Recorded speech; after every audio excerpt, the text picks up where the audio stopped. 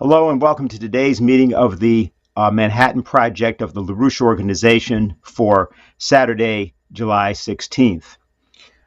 Why did we start today's show with the two images that you've seen? The first being a meeting of the big three, Joseph Stalin, Franklin Delano Roosevelt, and Winston Churchill during the Second World War. And then the second image being the first image that we received from the James Webb Telescope this week. Well, to talk about that and to explain why, we have to talk about another individual by the name of Lyndon LaRouche, the economist and statesman and founder of the LaRouche Organization. Back in 1976, LaRouche wrote a document which was called Heuristic Applications of the Higher Theory of Manifolds to the Current Strategical and Subsumed Tactical Situation. He was then a candidate for the United States presidency of the United States Labor Party, as you see there on your screen. The first sentence of that document stated, as of March 31st, the world has entered a transitional period in which old habits of judgment and orientation are useless and even contraindicated for practical evaluation of most of the emerging phenomena of the strategic and national tactical developments. Now, the economic ideas of Lyndon LaRouche were a major advance in a very specific science, the science of physical economy. That science had been invented by Gottfried Wilhelm Leibniz in 1672 in a groundbreaking essay called Society and Economy.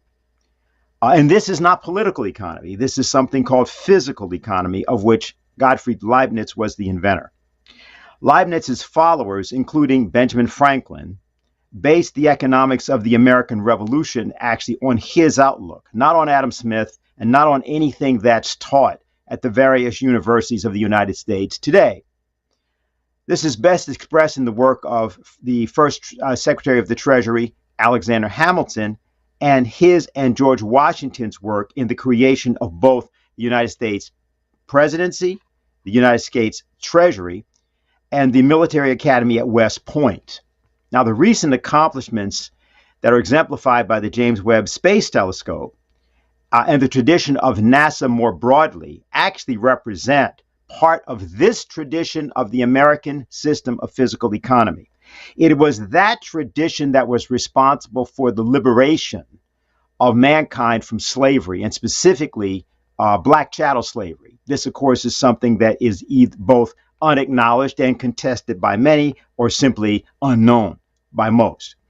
But it was in fact the actions of that United States Treasury, the anti-colonial character of the American system of physical economy, and the creation of West Point as a function of the United States Constitution, and particularly its preamble on defense of the general welfare. That's the tradition that John F. Kennedy, in his proposals to the then Soviet Union for joint work in space in 1963, the proposal he made at American University, it was in that tradition. But it was also in the tradition of Franklin Roosevelt's approach during the Second World War to how to construct an actual alliance with the imperial Great Britain and with Stalin's Soviet Union. Today, as we look at the accomplishments of the James Webb Telescope, we're going to do something now to sort of bring that up and give you, for many that may have not have had the chance to see it directly this week, just a basic sort of familiarity with what actually happened this week for humanity. This week, the James Webb Space Telescope released its first full-color images and data. And this is just the beginning. As the world's most powerful space telescope, it will examine every phase of cosmic history, from the first luminous glows after the Big Bang to the formation of galaxies, stars, planets, and the evolution of our own solar system. This is a huge moment, marking a new way to see the universe beyond where we have ever been, beyond time itself. Let's take a moment to pull back the curtains and see what Webb has revealed. This first image of a galaxy cluster takes us back 4.6 billion years, giving the deepest and sharpest infrared image of the distant universe to date. This graph, the most detailed of its kind, shows the distinct signature of water in the atmosphere surrounding a hot gas giant planet that is orbiting a distant sunlight star hundreds of light years away. In this image of the Carina Nebula, Webb peers through cosmic dust, revealing previously invisible areas of star birth.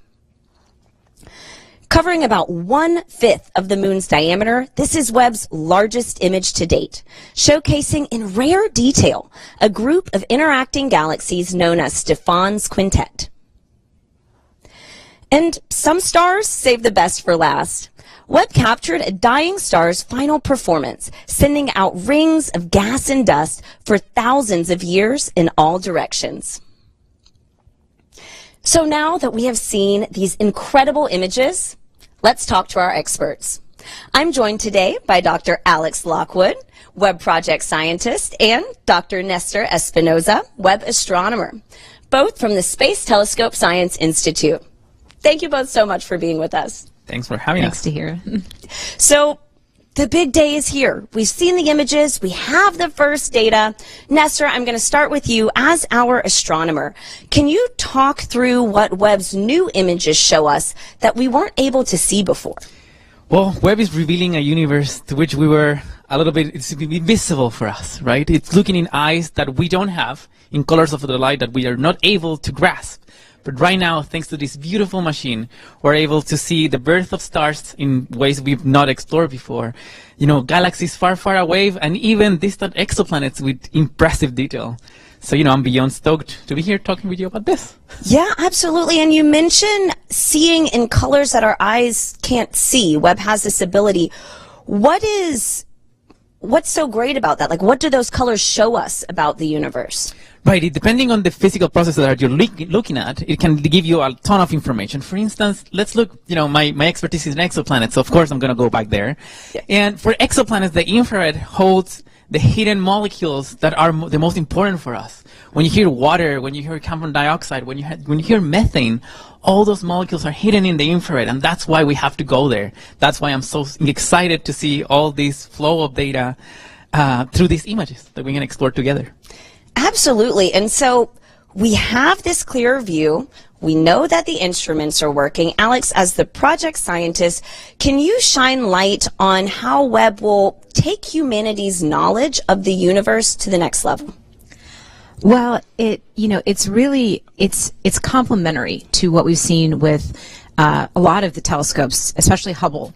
Hubble does visible wavelengths and infrared, and James Webb does infrared. And it's kind of like if you look at the human body. We can see a body, we see people every day, but you go to the doctor's office and you get an x-ray and you can see your bones, you can see what's inside someone. And it's very different than what you see when you're looking at the person, but it tells you a lot more information, and it's complementary. It's the same thing. James Webb it's not an X-ray telescope, it's an infrared telescope, but it's the same idea that it gives us a completely different but very informational view of things that we've already seen with Hubble and things that we have yet to see. So one thing that I think is really cool is how we tend to use different telescopes. You know, we use data from multiple different telescopes to get an even bigger picture of the universe. So will Webb be complementary to any of the other space telescopes that are already out there, or that might be coming up in the future? Alex, you want to take this? I mean, absolutely. You can already put Hubble and Webb images side by side, and you see that there's additional information that you can get from both of those images. And, you know, in terms of studying the scales of the universe and dark matter and dark energy that we were just talking about, the LIGO mission, the LIGO telescope that measures gravitational waves, it has found some incredible pairs of rotating neutron stars that helps us understand Einstein's original equations. Webb has the ability for when a unique phenomenon like that happens, Webb has the ability to stop what it's doing and go look at that to provide additional information. And there's actually a system between telescopes where they can alert each other to say, there's something really important and timely going on in the universe. Let's look at it together to get added information. And so Webb will so be cool. part of that as well. So telescopes can like phone a friend, and oh my gosh, that's amazing. That is a fun fact. So we have Tara Blakeham on Twitch who asks, what were your thoughts and reactions when you saw the colorized pictures for the first time? What did that feel like? When the first image was taken of the Carina Nebula, which is that beautiful landscape that we saw yesterday, the first image, just one color of the image, was available. We immediately downloaded it and just looked at the raw data. And I literally teared up because there was so much structure just in one color, and you can see it in the image. The structure equals scientific potential, because those details are where you extract all the nuance in the story and the science. And I teared up. I could not believe how good Webb was. Better than expected. It's been really emotional. I can imagine. Nestor? Yeah, no, I had the same. And the beautiful thing was seeing the process, you know, the process of yes, you get, you know, color by color, and you start adding. It's like making a painting of the universe, right? And you're right there, sitting in this big table with these beautiful images just being made, and being these, you know, amazing human beings next to you, being able to share that with the world later. It was a whole experience. So it was a very, you know, people typically think that we scientists, like, you know, very, very square. This was a very human experience of sharing, of amazing each other, of, you know, just peering into the universe with these pictures. It was amazing. Yeah. We sat in a room literally every day for the past month, a group of about 30 of us, scientists and artists, and looked at these data as they came down, and it was, I mean, it was a privilege. It was amazing. And yeah, as Nestor said, you know, it was a team effort, and the human element of trying to do the best by this mission, by, you know, humanity, to really wow people, and Webb brought it. Now, Lyndon LaRouche is well known in the United States, in fact, ridiculed for many of the writings that he had on economics, many of the shows that happened, that he showed during his presidential campaigns of 1984 and 88 on space. LaRouche successfully recruited President Ronald Reagan to adopt the Strategic Defense Initiative during March 23rd, 1983. And in 1988, he made a famous show called The Woman on Mars, which was sort of the highest expression of how he saw the application of the science of physical economy to resolving the problems of war and conflict. Before his death, Lyndon LaRouche released the book Earth's Next 50 Years, which book to this day defines the next trajectory of science, technology, not merely for the United States, but for the world as a whole. And it's this prospect that is also before humanity, even though we should also note, and we will be now moving to note, that these ideas for science and technology's use are not the dominant ideas on the globe today. Yes, there are nations such as Russia and China and India and others that would prefer to engage with the United States in this direction, but there is no sign that the United States, from the standpoint of its diplomacy, from the standpoint of its lack of cooperation on various treaties and so forth, any longer wishes to engage in this. And so, looking at the achievement of Webb, something that began 25 years ago, one wonders what Webb is seeing, looking back at the Earth and looking back at the United States in particular, which may not have the vision to actually implement the implications of what it itself has discovered. We should remember that today, the first, back in 1945, the first atomic bomb was exploded near Alamogordo, New Mexico. Following month, the United States dropped atomic bombs on Hiroshima and Nagasaki. And as Mr. LaRouche used to point out, when people should ask, well, why the only two bombs? The point is that's the only two bombs we had. The act of doing that was reprehensible morally, and it was not necessary to shorten the war. But it did create the kind of paradox that we see today, exemplified by what we, on the one hand, just showed you with the James Webb telescope, but on the other hand, what we all know to be true in the disastrous train of events that have occurred, particularly in the image of the so-called sanctions policy, a sanction policy which is now collapsing the transatlantic sector and not having any real effect in changing anything on Russian policy with respect to its pursuit of its of the military operation in Ukraine. And so what we want to do now is to turn to a different kind of discussion, not really different in content, simply different in emphasis as to in what way forces around the world who wish to, in fact, utilize the real science of physical economy to change the circumstances, what are we really dealing with? And to do that, you have to first of all look at the terrain as it is. You have to actually calmly investigate what the world is confronted by. And so to do that, we've brought or requested that, well, three individuals are going to be with us today. Mike Robinson from UK Column, Clifford Kiracofe, a professor from the United States who was instrumental in the proposing of the ad hoc committee for a new Bretton Woods System, that petition that you'll see up on the site. And then finally, Mike Billington, who is both a co-editor of VIR, deals with our Asia desk as well. So the three of them are going to collaborate in trying to give us a picture of what is a complex situation. And like Lyndon LaRouche indicated in his heuristic applications document, one which requires that we not use any of the usual, now obsolete views of politics or of economics. Because if we try to rely on those views, in fact, we're going to simply create a greater disaster than we have right now. So I'm going to ask that we start with Mike Robinson from UK Column. Are you there, Mike? I am. Thanks, Dennis. I think everybody knows by now that the UK at the moment no longer has a prime minister.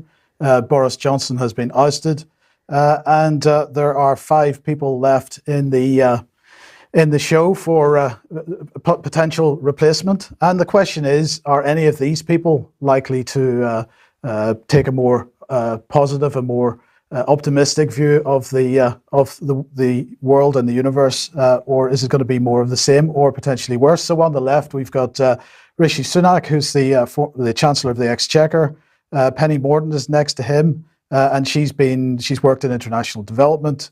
She's worked as Secretary of State for Defence, and more recently as Trade Policy Minister. Then we got Liz Truss, who's currently the Foreign Secretary. Then we've got Kemi Badenoch, who's is not in the government at the moment, but has acted as local government minister.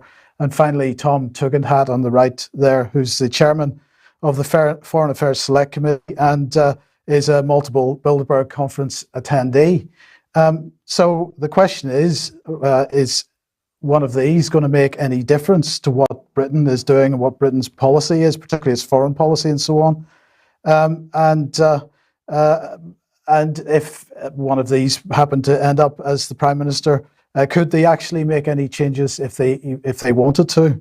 So we'll come back to those questions in a second. But first of all, I'd like to have a look at what's really going on, because a lot of what, with respect to the election itself, a lot of it is distraction. In the meantime, in the UK, we have seen a legislative programme over the last 2 years, and looking forward to the next 2 years, which is really quite draconian and dictatorial in its position.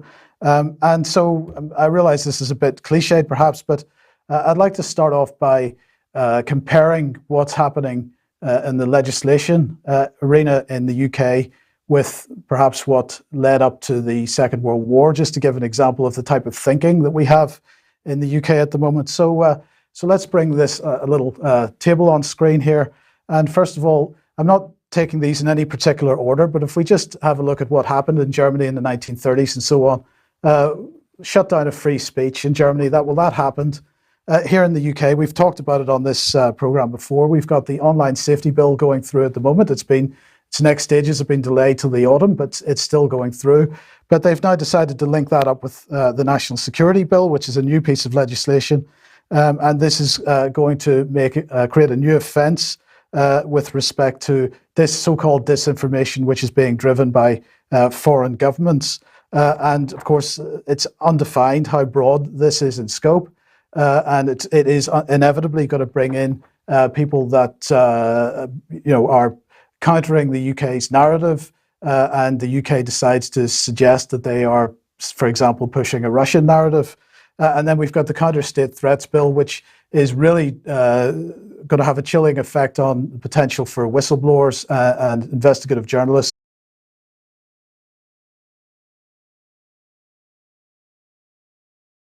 Free speech. So if we come back to this again, another thing that happened in Germany was criminalization of protest.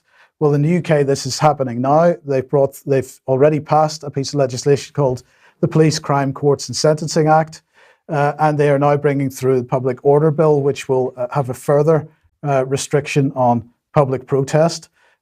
Free and fair elections ended in Germany. Well, it's very similar going on here, and mostly because they have decided to completely break the independence of the Electoral Commission, which is the regulator for elections in this country, and the Electoral Commission will now effectively be controlled by government. Let's move on. German government not accountable to law in the 1930s. This is happening again in the UK. The Judicial Review Bill means that people will not be able to challenge government decisions in the courts. But worse than that, we've the Covert Human Intelligence (Criminal Conduct Act), which allows government agencies to break the law with impunity. And we'll come on to that a bit more in a second. Then we've got human rights removed because they're bringing through a new British Bill of Rights and potentially removing Britain from the European Convention on Human Rights. They're taking upon themselves, as Germany did, the power to strip citizenship through the National and Borders Bill, the Nationality and Borders Bill.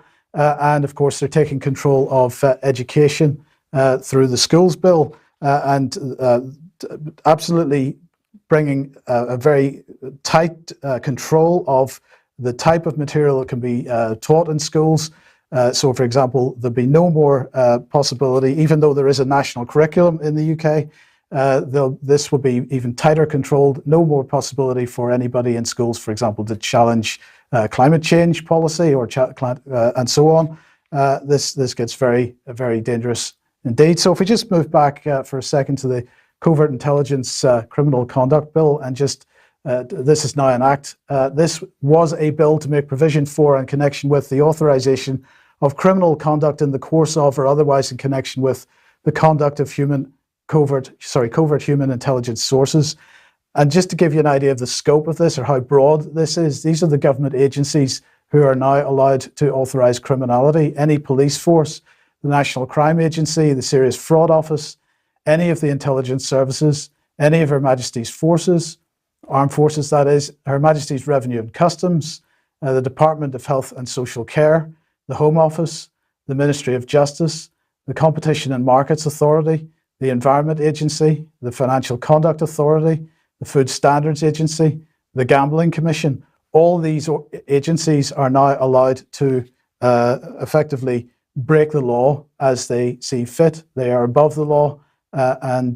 So this is really a key point because effectively we are in the position that the government has brought a legislative framework in which is absolutely draconian, as I say. And the point is there's no opposition from anyone. The Labour Party, the Liberal Democrat Party are supporting this all the way through. And the only opposition there is to it is a very small clique within the Conservative Party itself. Now, so the question then is, if we put the Five Stooges back on screen here, will any of them make any difference? And even if they were minded to make any difference, could they make any difference? Well, in fact, the answer to that is no.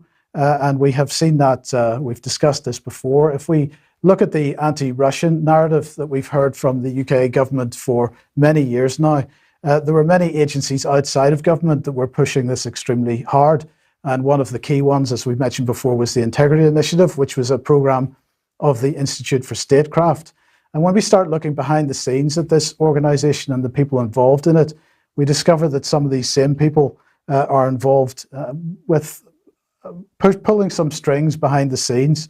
So, as you can see there, the website for the Institute for Statecraft no longer has any content on it. It hasn't had for a couple of years. But if we look back to how it used to look, the graphics are no longer available, but there was a page on that that listed all the fellows of the Institute for Statecraft. So let's just choose one. This is Victor Madeira, who is a senior fellow, and he is a Russia expert and works for many universities and so on. So he was, still is, I believe, lecturing at the University of Buckingham. But their description of him was this. Dr. Victor Madeira comes to us from Cambridge, where he's been a lecturer and tutor for 4 years, working with Professor Christopher Andrew and Sir Richard Dearlove, and the Institute for Statecraft in London, directed by Chris Donnelly, where he's a senior fellow working on 21st century security architecture. He's a scholar of high distinction with numerous awards, regarded as one of the UK's best experts on Russia. So we now have a connection with Richard Dearlove.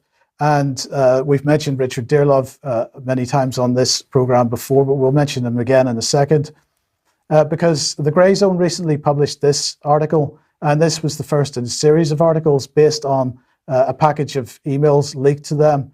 And the headline on this one was Operation Surprise, Leaked Emails Expose Secret Intelligence Coup to Install Boris Johnson. So this is talking about events that took place around Brexit and the ouster of Theresa May at the time. So what the Grey Zone here is saying, what Kit Clarenberg is saying, is leaked emails and documents reviewed by the Grey Zone have exposed the dimensions of a wide-ranging conspiracy managed by a shadowy cabal of hardcore Brexiteers to sabotage former Prime Minister Theresa May's Brexit deal and install Boris Johnson. And they're talking about a gent called Gwydion Prince, a member of the Chief of Defence Staff's Strategy Advisory Panel. And they're also talking about Richard Dearlove. And they mention a group called Veterans for Britain. Now, Veterans for Britain was very much campaigning against the European Defence Union policy and the potential for the UK to be part of that policy. And we were following these people very closely at the time, and we knew very much that Gwydion Prince was effectively being directed, shall we say, by Richard Dearlove, the former MI6 chief, who, of course, is the person who provided Tony Blair with the intelligence necessary to invade Iraq. In fact, this article goes on to say that Dearlove's MI6 1999 through 2004 tenure was typified by controversy, thanks largely to the deceptions he advanced to justify the war in Iraq. Then it goes on to talk about the EU summit in Austria, and in which member states leaders lined up to condemn Theresa May's Chequers plan, and the Gwydion Prince had emailed various people in civil service to inform them he and Dearlove supported a strategy to put intolerable pressure on May, which would serve to keep her in office but not in power. And the subject line of Prince's email read, "Our active measures strategy highly sensitive." So what we get to see here is a little bit of the so-called British deep state, because this is people from the intelligence services attempting to decide who is and how the so-called Prime Minister of the day behaves and what kind of policies they push forward.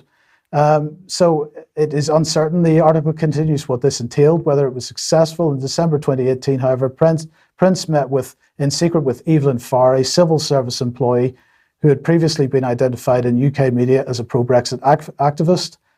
Writing under the pseudonym Carolyn Bell, Evelyn Farr publicised privileged information on Brexit negotiations for outlets including Conservative Woman, as well as pro-Leave outlets like Briefings for Brexit and Brexit Central. And the point here is that this is probably in breach of the Official Secrets Act, and that the cabal around Dearlove sought to influence Johnson's thinking in other ways. And Dearlove described himself as preoccupied with feeding briefings on national security to Boris, praising his student as quick and able and excellent classical scholar. He said he felt reasonably confident he would succeed in convincing Johnson's team to block Huawei's participation in Britain's 5G network. They absolutely succeeded in that. But it didn't end well because, as the article ends, more recent emails show Prince's enthusiasm for Boris Johnson has considerably waned. In January of this year, he wrote to Dearlove predicting Johnson's imminent and welcome departure and bemoaned the Premier's lack of stamina to truly get Brexit done. So Dearlove and a cabal around Dearlove involved in the background, what was going on in government in the UK, but not just in the UK, because of course the same Richard Dearlove very much pushing the Russiagate narrative in the United States through Christopher Steele, and the same Richard Dearlove and Christopher Steele in key members pushing the Skripal narrative. So these guys, along with Integrity Initiative, have been pushing the Russia narrative, but they've also been manipulating government in other ways as well. But it's not just that, because Richard Dearlove is the man who's been pushing, at least in the UK, the so-called lab leak narrative. And this is part of his anti-China stance. And Christopher Steele very much getting involved in that as well. So Christopher Steele was publishing a report on China, very much suggesting that the Chinese are unduly influencing British politicians, British academics, British business people. We've got to get rid of China. And just to bring the Integrity Initiative back into it once again, and to show that it's not just Russia that these people are after. This is Edward Lucas, who's absolutely part of the Integrity Initiative anti-Russia campaign for many, many years, also pushing the anti-China narrative. And this is one of his articles, At Last, the End of the Age of Appeasing Beijing Bullies, was what he titled it. This appeared in the Daily Mail, if I remember correctly. China's plan for world domination faces a hitch. That is the upshot of our government's impending decision to curb Chinese technology giant Huawei's role in our next generation 5G mobile data network. The move, likely to be announced later this month, will signal a sea change in Britain's policy on China. It marks the end of decades of appeasement, naivety, and greed. And so the point here is we have an election going on. Boris Johnson was ousted probably as a result of games being played by this so-called deep state influence in the background.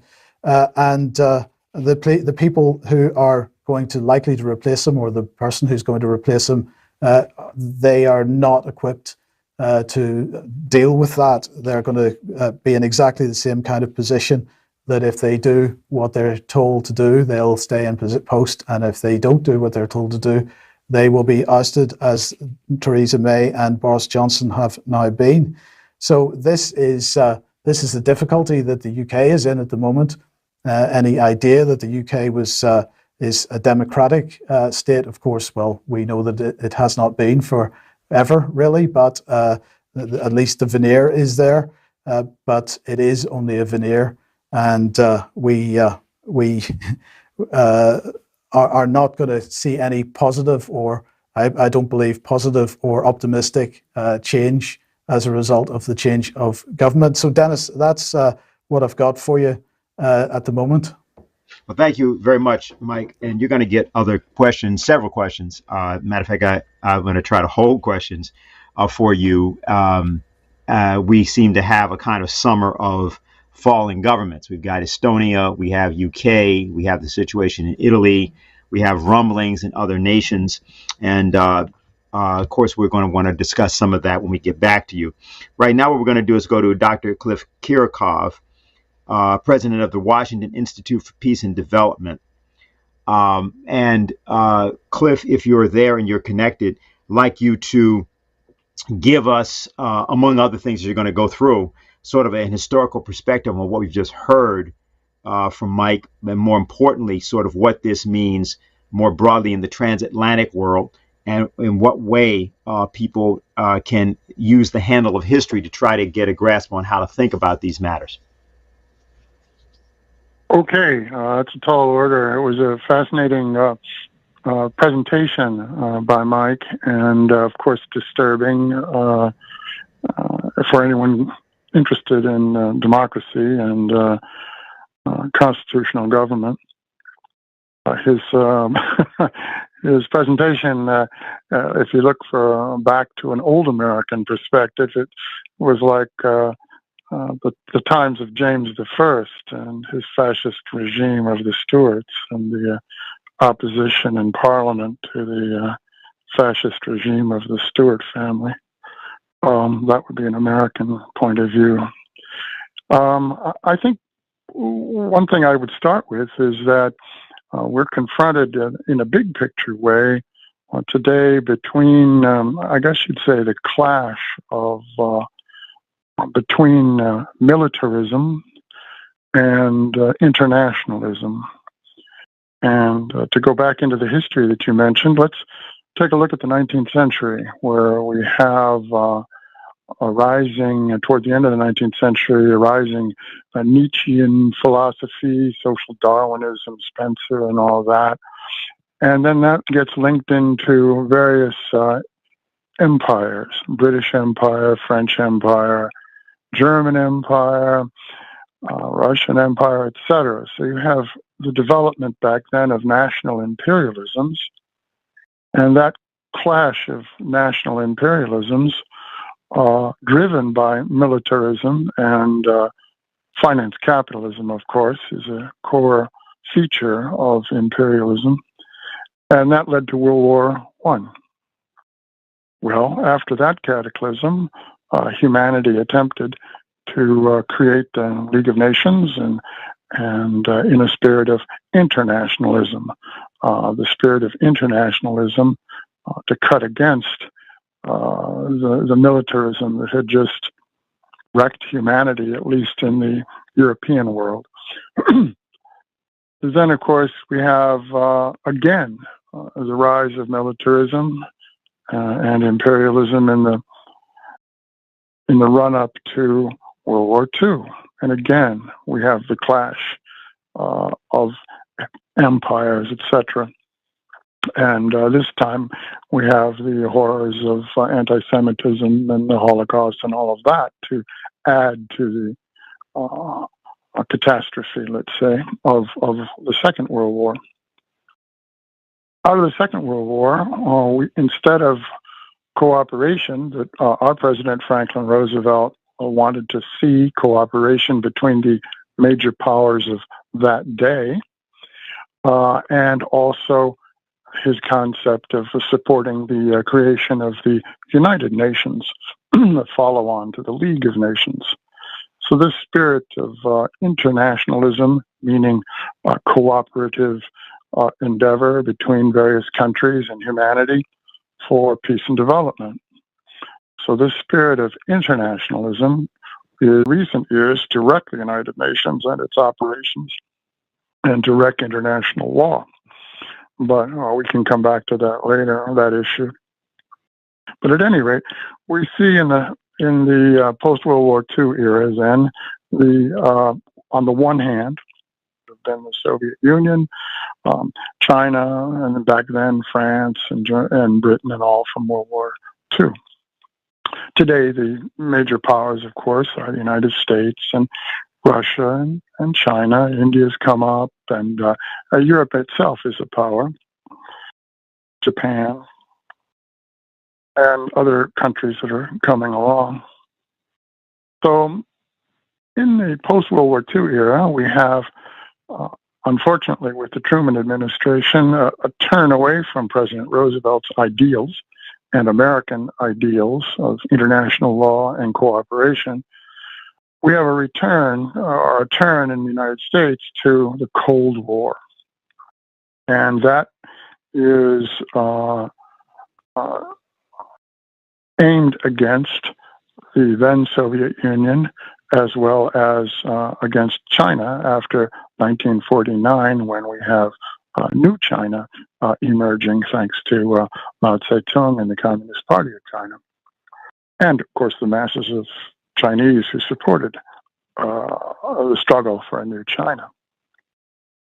So and we also in the United States had McCarthyism, and if you said anything favorable or half favorable about Russia or China or whatever, you were immediately called a communist, or you were somehow, subversive.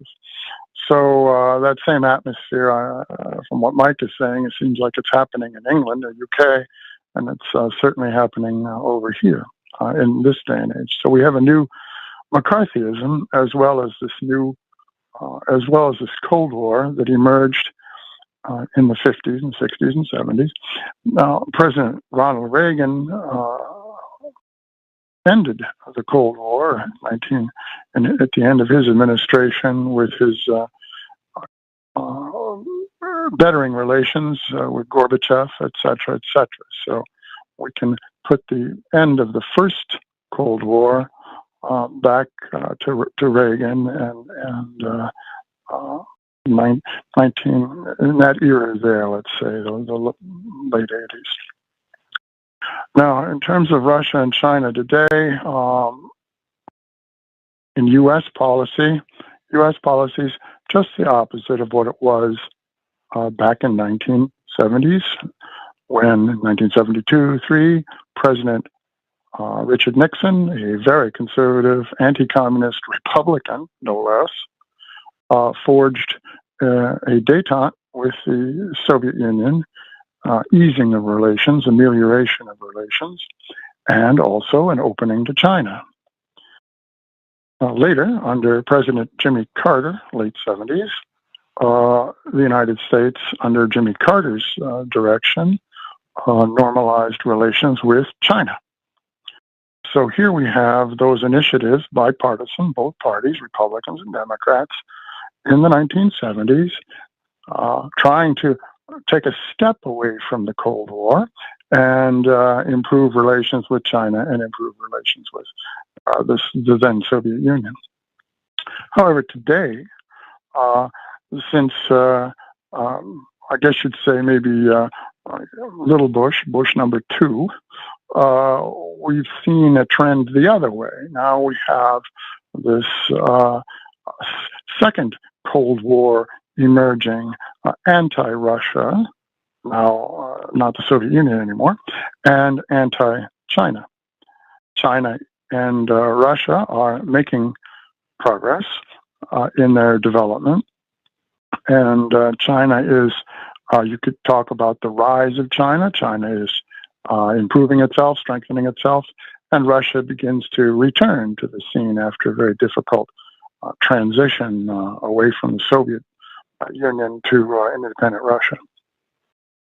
So about 2005, in the United States, the foreign policy elite, several hundred members, academics and politicians and all of that, several hundred members of the U.S. foreign policy elite met in what was called the Princeton Project, kind of a big ad hoc think tank conference, series of conferences, and to determine a new U.S. foreign policy, update U.S. foreign policy, update the Cold War policy. That update in 2004-05, that update called for kind of renaming the old Cold War bloc politics, which were the West or the free world versus the communist world or the East-West blocs. And what happened in 2005 was, because of the rise of China and the return of Russia, an update was needed to this Cold War strategy and rhetoric and all of that. The geopolitical concept of the Cold War was the encirclement, you could say, of the Eurasian landmass, the containment of the Eurasian landmass. In Europe, that was NATO's job, founded in 1949. In Asia Pacific, that would be Japan and other U.S. allies out there in the Pacific against China. The basic geopolitical concept containing the Eurasian landmass, containing communism. Okay, in 2005, the Princeton Project revised that a bit owing to changing global circumstances.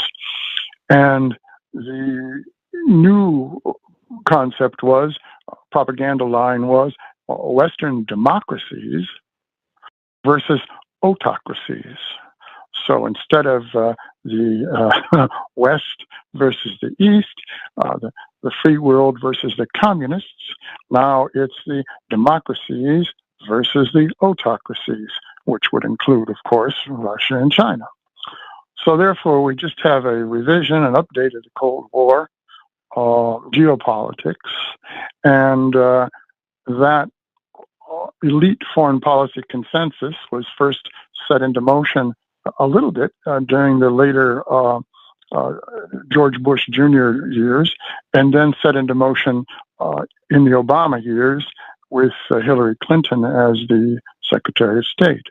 Her chief advisor, Marianne Slaughter, had been a director or directress of the Princeton Project. So Marianne Slaughter was very well positioned to tell or advise Hillary on the new strategy, the new Cold War, we can call it, or the second Cold War, as some people say. I like to say the new Cold War as opposed to the old Cold War. So as I mentioned, the old Cold War ends with the Reagan administration and working things out with Gorbachev. The new Cold War then starts, we can say, under Obama. Let's put it that way, and is continued through the Trump administration, and it's continued through the Biden administration. So now we're in the period of the new Cold War. Principal enemies, as Mike pointed out, Russia and China, and of course the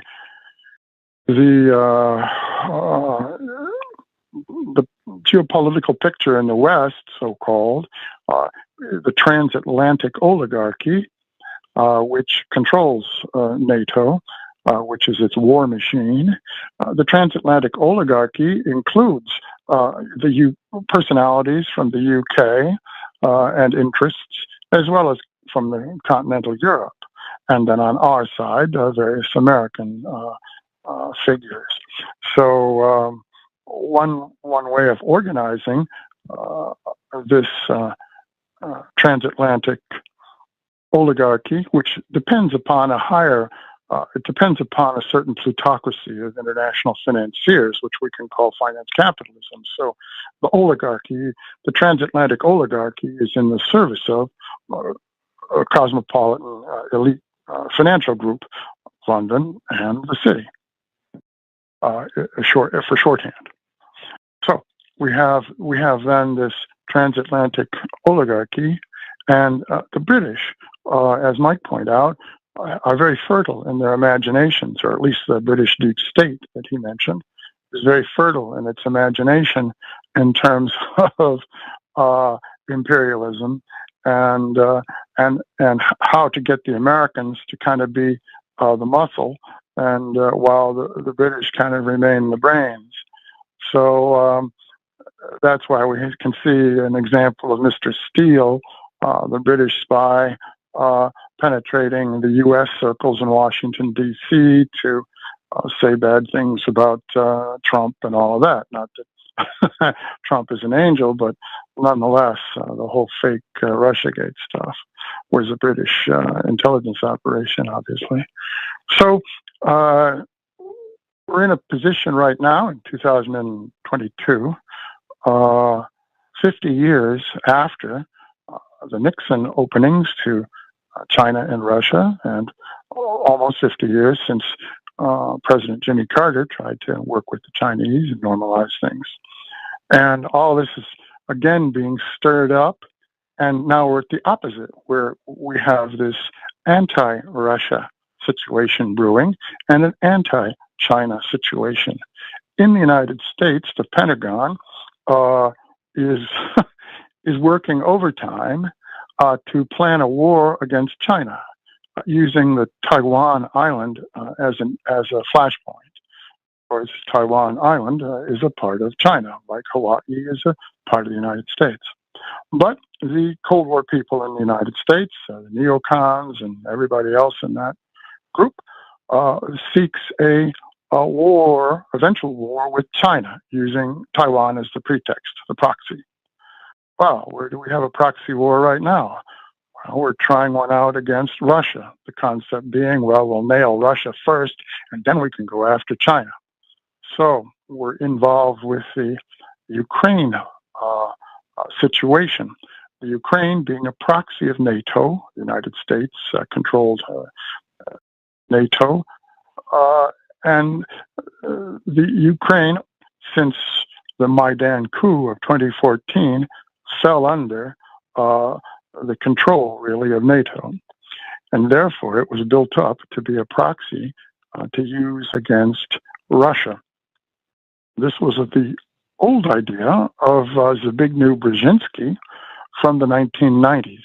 His book, Grand Chessboard, points out the color revolutions, and it points out the usefulness of a color revolution in Ukraine and the usefulness of aiming Ukraine as a dagger, you could say, against Russia. So this is a Brzezinski leftover idea that is in the American foreign policy elite. We can remember that Madeleine Albright was a protege of Brzezinski.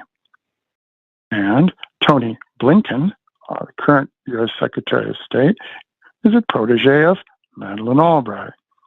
So what we're seeing here is a continuity in the elite U.S. foreign policy circles, part of the transatlantic oligarchy, or serving the transatlantic oligarchy, these various networks of foreign policy specialists, such as the neoconservatives and a number of others. The British have their own branch of the neoconservatives called the Henry Jackson Society. On the other hand, we have our own branch over here of the Integrity Initiative, etc. So there's this transatlantic oligarchy and its servants in the bureaucracies and academia and the think tanks. Those are the servants. Dearlove and all these are the servants. These aren't the big boys. These are just the bureaucrats that service the oligarchy and the plutocracy. So now we have confrontation, a serious confrontation with the Ukraine crisis versus Russia, and which could have been avoided by implementing the 2015 Minsk II agreement, which called for autonomy, we can say, in the Russian ethnic regions of Ukraine in the south and in the east. Now, this 2015 Minsk II was fully endorsed by the UN Security Council. And as I mentioned before, the UN, as President Roosevelt and other leaders at the time, the UN was supposed to take a leading role in managing international relations and stemming conflict and being a place to, like Churchill would say, talk jaw or talk rather than fight. But the United States, of course, has undermined the United Nations, and France and Germany and the countries that should have implemented Minsk II did not. And that's why we're currently in this tragic war in Ukraine. Parenthetically, I would say that the Russians, of course, are advancing. They have blunted the Ukraine proxy threat to themselves, and no doubt they will recover the south and east of Ukraine, which was called at one time Novorossiya, which Catherine the Great, a couple hundred years ago, incorporated into Russia. Lenin gave that zone of Russia to what was called Ukraine after Ukraine was created back in 1919 through the Treaty of Brest-Litovsk, which was a deal between the German General Staff and Lenin, their agent. So the Ukraine crisis then is extremely important, but it's just one piece on the global chessboard because the transatlantic elite wanted to use that against Russia, weaken Russia, and then you could go after China. So that was kind of the 1-2 punch. Punch Russia first, and then go after China. Well, this again is the concept of confrontation rather than cooperation. This is, again, the militarization of global politics rather than using diplomacy to adjust relations between countries. So we have this, like we had the militarization back in the 19th century that led to World War I, and also further in World War II in the 20th century. We have this militarized thinking in Washington, militarized thinking in the White House, militarized thinking in Congress. There are very few voices in either the Senate or in the House that advocate diplomacy. I'd say 95% of the elected officials in Congress are for war. They're pro-war. They can't stop giving the military-industrial complex more billions of dollars. And President Eisenhower, of course, warned against the military-industrial complex. Why? Well, he fought the German military-industrial complex. He knew very well what a military-industrial complex was, because he faced the Nazi version of it. Unfortunately, the United States has allowed and permitted the military-industrial complex to develop to such an extent here in the United States. So our foreign policy is militarized. It's been militarized since the 1950s and 1951, what was called National Security Council 68 document. That was a Cold War document that militarized our foreign policy. So rather than diplomacy, Washington engages in coercion and military responses. We've lost the Korean War, we lost the Vietnam War, we lost the Iraq War, we lost the Afghanistan War. So the United States, since World War II, has lost all its major wars and adventures. But that doesn't stop Washington. No one learns any lessons in Washington. And of course, again, the bigger picture, this is a problem of American imperialism. And American imperialism is based on finance capitalism. And the finance capitalism impels imperialism, impels U.S. imperialism. So Wall Street, the city in London, et cetera, push U.S. imperialism in a military way, NATO, as a mechanism to impose a global dollar standard, a global dollar, or you could call it a dollar treasury bill standard on the world. So they're imposing finance capitalism on the world. On the other hand, China, Russia, and a number of other countries in the global south oppose this model of international relations. They'd like to develop in their own ways, their politics, their economy, their social development, science, technology, etc. So there's a growing opposition now to U.S. imperialism and NATO imperialism. And President Putin of Russia has put it very succinctly that this war in the Ukraine is all about the global imperialism of the United States, and it's about stopping that, changing the international system. So that's about all I can say in the beginning here, early on, about the big picture in the world. We haven't touched the economic side, but this war in Ukraine, of course, is triggering a blowback because all of these sanctions, economic sanctions, which is a fancy word for economic warfare. This is what's going on. Sanctions are economic warfare, part of finance capitalism. These sanctions that were supposed to harm Russia, weaken Russia, are actually blowing back into Europe and the United States and causing economic distress in Europe and economic distress in the United States, and globally too, a global slowdown. And you mentioned Mr. LaRouche. Well, a long time back, I can't remember quite when, but a number of decades back, he predicted a global financial collapse of Western capitalism, basically, we can say, finance capitalism. And that's occurring before our very eyes right now in Europe and in the United States.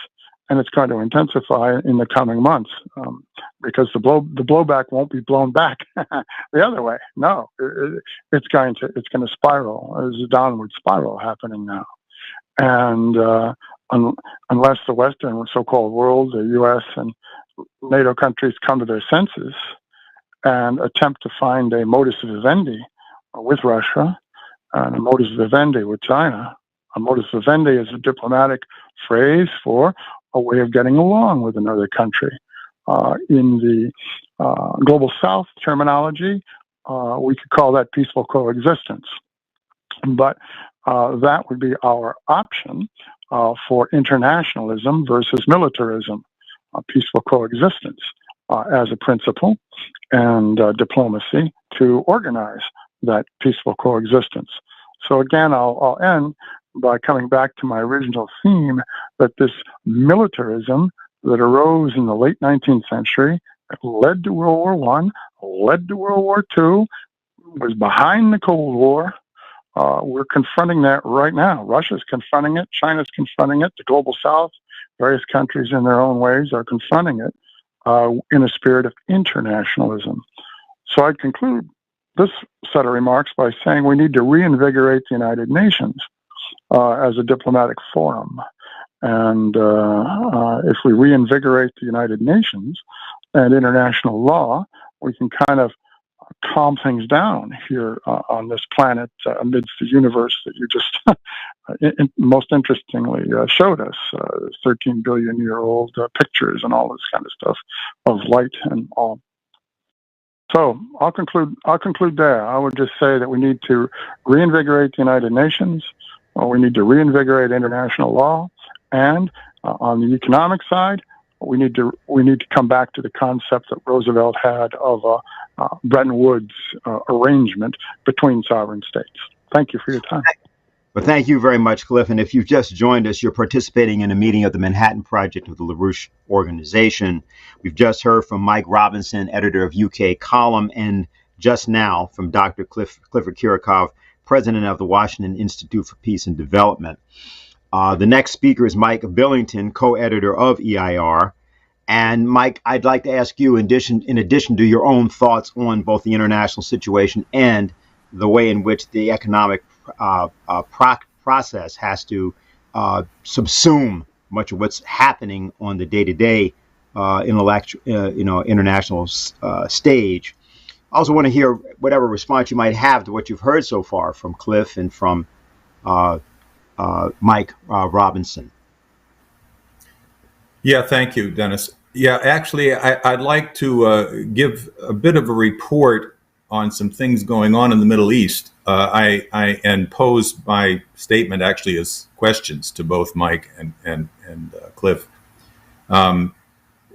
both of whom are very knowledgeable experts, I might say, on what's going on in the Middle East. In Cliff's case, a real expert on the history of how the crisis in that part of the world was created by the British Empire and that it's being maintained.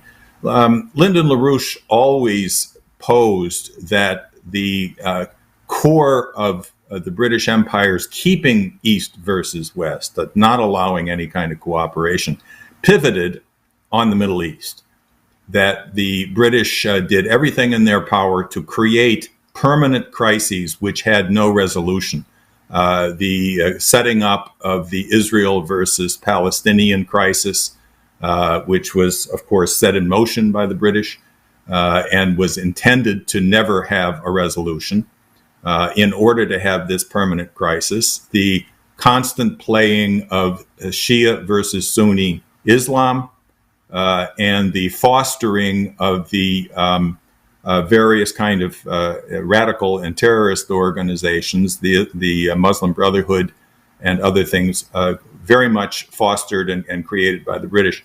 And LaRouche's view of this was that this was intended not just to have control over the oil and things like this, that was probably a subset, but its main purpose was to have the Russians and the Chinese especially siding with the oppressed Palestinians, the oppressed countries, and the West standing up for Israel and standing up for the Saudis and their oil, and in this way, keeping the division of the world, the East versus West, free world versus communism, or as Cliff very clearly developed, just changing the names into democracy versus authoritarianism or autocracy.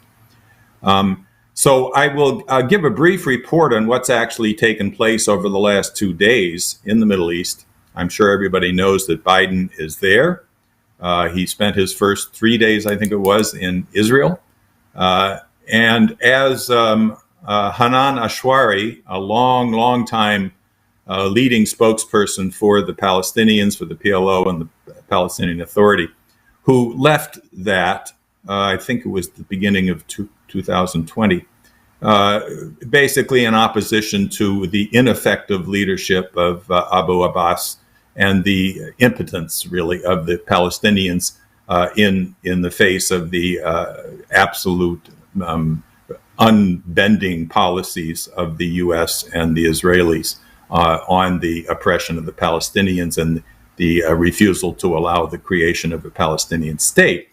What she said on the NewsHour on PBS just a few days before Biden went there is that this trip is not an effort to ameliorate the disaster created during the Trump administration of the so-called Abraham Accords, which were an attempt to just basically ignore Palestine altogether, to grant Israel the right to turn the West Bank into some Swiss cheese and grab their pieces they want and just end any semblance of a two-state solution.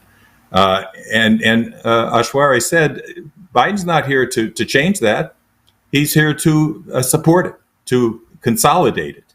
And that in terms of giving lip service to the two-state solution, she said, lip service means nothing when Israel has, in fact, set out to destroy the two-state solution by destroying the Palestinian state. And in a broader sense, what Biden is trying to do is to consolidate the so-called Abraham Agreement, which was an attempt to bring Israel and the Saudis and the other Gulf countries into an open, stated alliance against Iran, playing on the Sunni-Shia differences. And if you look at Iran as possibly a third prong of the current war policy, the current Cold War policy, but very rapidly turning into hot war policies of the US and the UK against Russia, China, and Iran. And when you read what Biden had to say in his meeting with the Saudis and his press conference afterwards, in which it's actually rather pathetic. He was very tired, clearly exhausted, unable to read the teleprompter properly, and simply stating, as he was instructed to say by Tony Blinken and the Anglo-American intelligence and Wall Street City of London cabal, that we are here to build an alliance between Israel and the Gulf states against Iran, and he repeated this 2 or 3 times, and to prevent Russia and China from moving into this area in any way. Stated explicitly, this is why I am here, said Joe Biden. So this is, as we've seen, there's a crisis of government in Israel. There's even a possibility that Bibi Netanyahu, a descendant of Jabotinsky and the outright fascist faction of Zionism run by the British, that very likely they will try to immediately start a war on Iran. And I would pose, and I will ask this as a question also to Mike and Cliff, that were they to succeed in starting a war in Iran, would that not quickly become, in fact, World War III with Russia and China? Would Russia and China be willing to allow the destruction of Iran the way in which it was allowed for the destruction of Iraq and Libya and Syria, other than the fact that the Russians intervened to prevent the total destruction of Syria? Would they allow that in Iran? It's very unlikely. Iran has just been not only attended the BRICS Plus meeting in China, where the BRICS nations and 13 other leading global South nations very forcefully declared themselves as absolutely opposed to the bloc mentality, the East versus West, that they wanted to be part of the Belt and Road development process of bringing the Chinese miracle of development into the rest of the world, which ironically is using American system methods, the methods of Alexander Hamilton and Abraham Lincoln and Franklin Roosevelt, to use government credit to build the infrastructure, the power, the transportation, the water, the education, the health needed for the general welfare, which is what our constitutional commitment to the general welfare meant. It meant the government directed credit to actually lift the productive platform of all the people through that kind of infrastructure, internal improvements, Hamilton caused it. And this is exactly what China did. In fact, China's leading economists who have done interviews with us, I interviewed Justin Lin, and he made very clear that the Chinese miracle was because they chose the Hamiltonian method as opposed to the British method to build infrastructure as a way of educating and facilitating the skills of the entire population. So that's what the third world is choosing. Iran in particular was at that meeting. Iran is actually applying to become a member of the BRICS and to be part of the SCO, the Shanghai Cooperation Organization. And that would lead me to think that it's very unlikely that Russia and China could stand by if they tried to do the kind of Malthusian genocide against Iran that they carried out against Iraq and Libya and Yemen and on and on. So let me pose that as a question to both Mike and Cliff on what they think about what in fact the U.S., how they're using the Middle East, and what you think can and must be done to deal with that in the context of our fight to bring some sanity to the U.S. and Britain in terms of sitting down with these nations rather than going to war with them, and to deal with the financial collapse that's now before our eyes taking place across the Western world. Okay, maybe we should go to Cliff first. Cliff, I'd also want to make sure we check your connection. You can hear us clearly? Okay, I'm still here. Can you hear me? Yeah, you're fine. Hello? So why don't you go? Yes. Oh, okay, yes, Mike could go first, whatever, or do you want me to go first? Mike seems to think you can go right ahead. Okay. Well, that's a tall order, Middle East.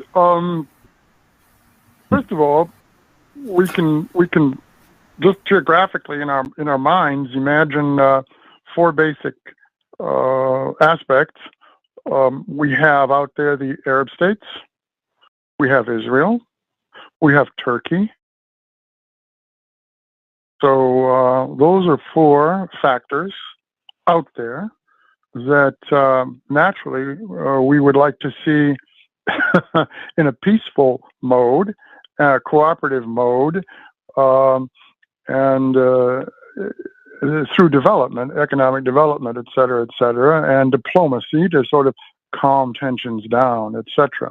And also, there has to be an element of justice out there for the Palestinians, naturally.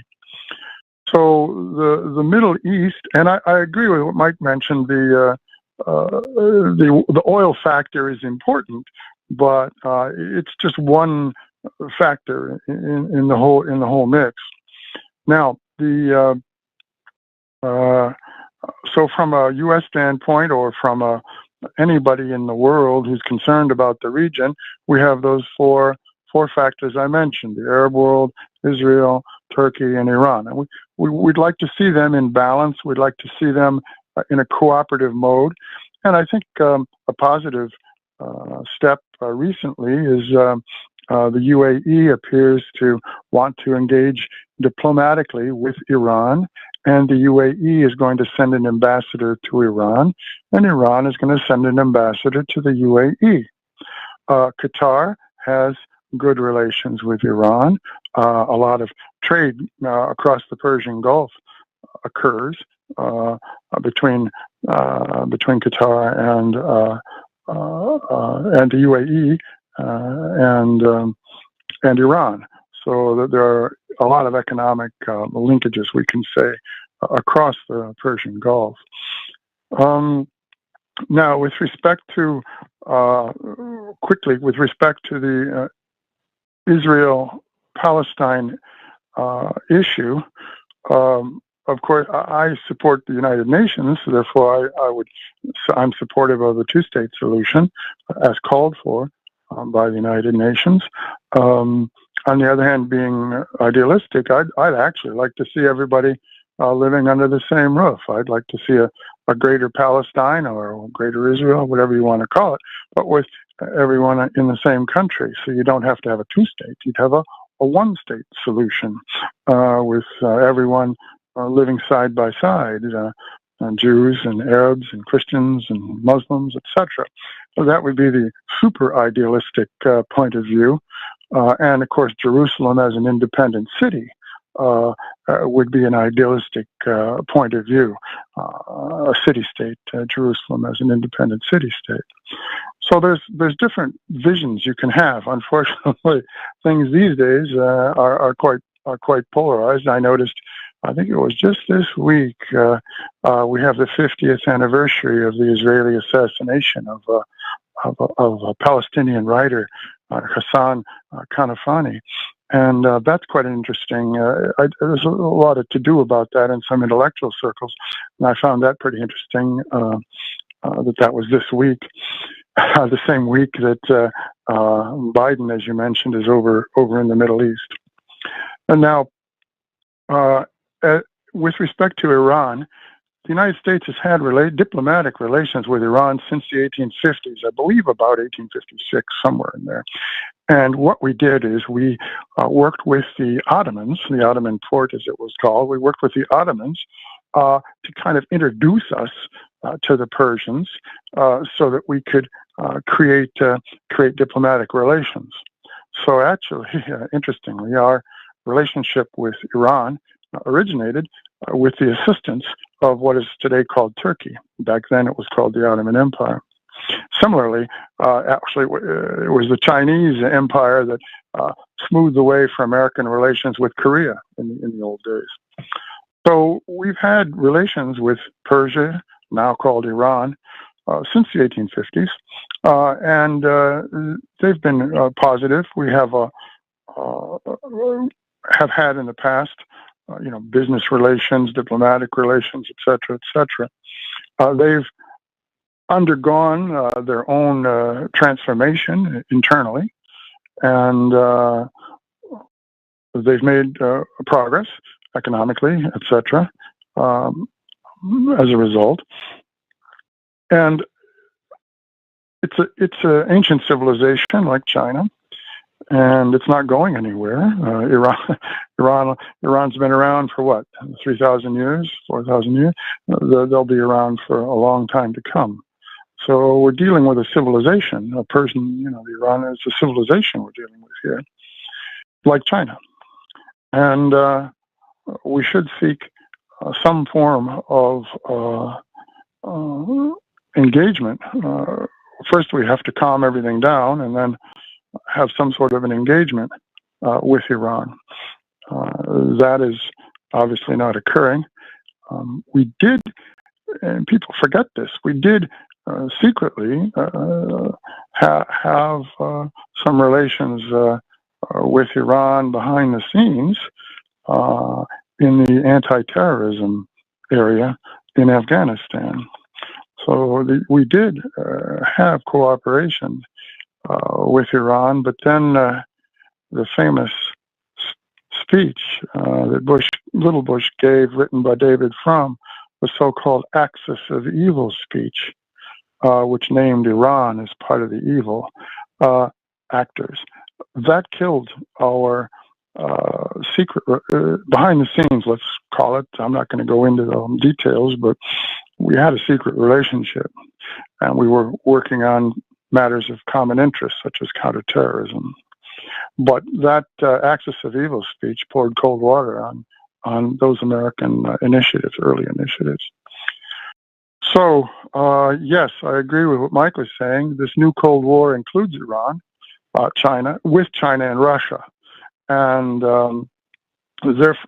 again, we can go into who is the most anti-Iran force in Washington. It's the neoconservatives, that right-wing group of people. They are all back from the Truman Cold War Zionist era.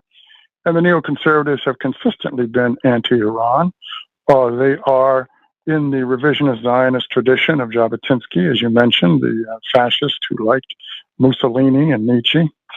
And the neoconservative network in Washington, combining with the pro-Israel lobbies, etc., and think tanks, creates a anti-Iran hysteria, actually, in Washington and perspective. Again, we have this militarization of relations. Well, let's just go bomb them. Let's start a war with Iran. Let's militarize the Middle East further. We can sell more weapons, et cetera, et cetera. So instead of having conscientious diplomacy aimed at peace, we have a militarized diplomacy aimed at war, threats. And we don't do diplomacy. We do drones and bombs, and we do proxy wars like we see in the Ukraine. And somehow the people in Washington are proud of that. Well, I think it's a disgrace for our country to engage in that kind of awful activity. Nonetheless, that's the case that Iran is a target.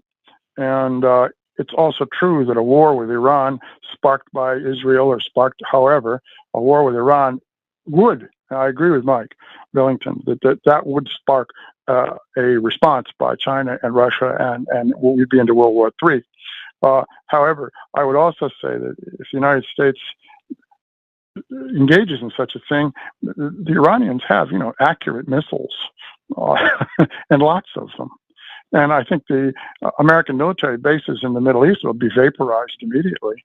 And any UAE or any of the Arab states that participate in a war against Iran, they'd be vaporized through the Iranian missiles, which are very capable and extremely accurate, as they demonstrated to the United States. So all U.S. bases would be immediately destroyed. And any Arab country like the UAE or Saudi or any of those countries that engages in war against Iran, the missiles would take out all the targets that the Iranians would think would be needed to neutralize those countries. So yeah, you'd have an immediate kind of a World War III situation. On the other hand, we have, as you pointed out, Mike Billington, the Belt and Road Initiative of the Chinese. And the Chinese, let's remember, invited all countries to participate in the Belt and Road. And I believe well over 100 countries are participating in the Belt and Road. The United States should have participated in the Belt and Road, but we didn't. But nonetheless, the Belt and Road project is moving forward very nicely, creating infrastructure, creating economic growth, etc., and it reaches into the Middle East. So this is where Iran and Syria and all that comes into the mix, because the Belt and Road concept goes into the Middle East. It's not just for Asia or even just for Eurasia or Russia or those countries in Central Asia, the stands. The Belt and Road project goes all the way through the Middle East and actually comes up into Europe. So a strategic concept of the anti-China people is to disrupt the Belt and Road project. And thus the United States, is disrupting Syria, et cetera, and they want to disrupt Iran as a potential for the Belt and Road project. So there's Cliff, a we have geopolitics. More questions. Cliff, I want to have to interrupt you because we got several more questions, and although that was a comprehensive answer, good. Let me just see, Mike, if you have something on this. Let me also just note, as Mike goes to his question, that there was a coup against the government of the Iran in 1953, run by the United States and by Great Britain. It's called Operation Ajax coming out of here. It's called Operation Boot coming out of Britain. And the United States and Britain were in Iran for 26 years. So one of these things that a lot of people, younger people, don't even know this and think we're just talking about some, quote, Islamic country, as opposed to a country whose government we had overthrown and co-opted. And other events then happened in 1979 that changed that. But Mike, I wanted to give you a chance to respond. Yeah, I mean, I think the main issue here, isn't it, is that the argument over Iran is over the nuclear program, and whether that is a program for development or whether it's a program for weapons development. And at the heart of that is the JCPOA. That was a deal between Iran and the P5+1, which was the UK, France, Germany, Russia, and China. Well, the UK, France, and Germany are sidelining Russia and China now, so that leaves them. They call themselves the E3. They're issuing joint statements on a regular basis about what naughty children the Iranians are and how we need to deal with them very quickly. And so they're playing the same types of games with Iran and the alleged non-compliance with agreements as they've been playing with Russia and China. And I think that if we're going to stop that, we stop it in our own countries, because it's our own countries that are driving these narratives that are building or attempting to build public support for action to be taken. And the other point I would make is that Syria has been experiencing a number of strikes from Israel in the last 6 months, a year in particular, and these are mostly aimed at Iranian support for the Syrian government in Syria. So this is it's clear that Israel is very much pushing for action to be taken against Iran, and I agree with Mike that this is if that's allowed to continue, it very much risks a major escalation. We have several questions, but I want to go to one, which was from Ernie, and this is for both Mike, you, and for Cliff. I think we'll start with you, Mike. Says that LaRouche historian Anton Chaikin, LaRouche and historian Anton Chaikin have stressed the geopolitical doctrine of the British in the run-up to World War I. This was a response to the spread of the idea and practice of the American systems of economy into great nations like Russia, Bismarck's Germany, France, China, Japan, and British determination to prevent that. Can you comment on this sort of drive into World War I, and how, in particular, this is for you, Mike, is how some of the things that you were indicating, because I think you indicated at the beginning of your presentation something about the period of 1921 or the earlier period, and how the policies, you were comparing British policy today to developments that had happened back at that time, the end of the First World War. Well, I'm not by any means an expert in the period running up to the First World War, so I don't know that I can comment on that. I mean, I think that the point I was trying to make in that section of my presentation was that in the run up to the Second World War, where everybody knows what Germany became in the run up to the Second World War, and I just wanted to highlight the sort of policy areas, the policy developments that were happening in that time. And look at what Britain is doing to its own population at this time, and not just to us either, because of course they're pushing these policies out abroad as well, particularly using the freedom of speech issue to shut down narratives on an international level as well as on a domestic level. And of course they can't pursue the war policy that they have at the moment unless they can control the narrative completely. And that doesn't just mean what people are saying, but also what people are doing. So what I was really trying to make the point there was when we look at these pieces of legislation going through government, we see commentary in the mainstream press about them, but it's all commentary about individual acts or individual bills that are going through, and you inevitably get various campaign groups campaigning on that single bill, and nobody's actually taking the overall view of what's the direction of the country as a whole. And okay, you can criticize some particular aspects of one particular bill, but nobody's joining the dots with all the other bills that are going through and getting, as I say, a view of where we're ending up. I don't see the British government heading in a good direction at the moment, and until people sort of get some awareness of where the legislation is going and taking them, there can be, I don't see that direction changing anytime soon. Okay, well, we have actually a couple more questions for you on that point, but I'm going to yield for right now and come back and ask both Cliff and Mike about this. So the question was that that the British doctrine was a response to what was happening with the American system. Do you have a comment about that? So Cliff, let me come to you first, and then we'll go to Mike. Well, sure. As I indicated earlier, prior to World War I, there were these competing national imperialisms, and those all had an economic and geographic dimension. The geographic dimension included what was then the colonies that each of these empires had in Africa or in Asia, etc. So we have this geopolitics linked to finance capitalism and colonialism linked to imperialism.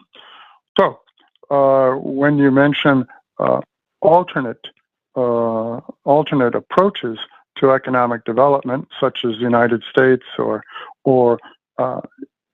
others, the American system. The American system itself. Don't forget, of course, we were a British colony for 150 years or so. So we know very well what being a colony is like. The American system, created by Hamilton and others, Henry Clay, of course, a little later, Lincoln, of course, the American economist, Henry Charles Carey, the American economist, E. Shine Smith. There was a whole school of American school of economics. That contrasted with the British school of economics and was at odds with it. And so the short answer to your question is that we in the United States do have our own American school of economics and an American system approach to economic and social development through, as you pointed out, as was pointed out, infrastructure projects. We can talk about the railroads going across the United States. We can talk about the Erie Canal project. But at any rate, infrastructure-driven economic growth, et cetera, et cetera. So the essence of what you're saying is there was a clash between an American system economic approach and a British colonialist imperial approach. Same with France and stuff too. I'm not going to single out just the British, the French, and let's look at the Belgians in Africa. It was hideous.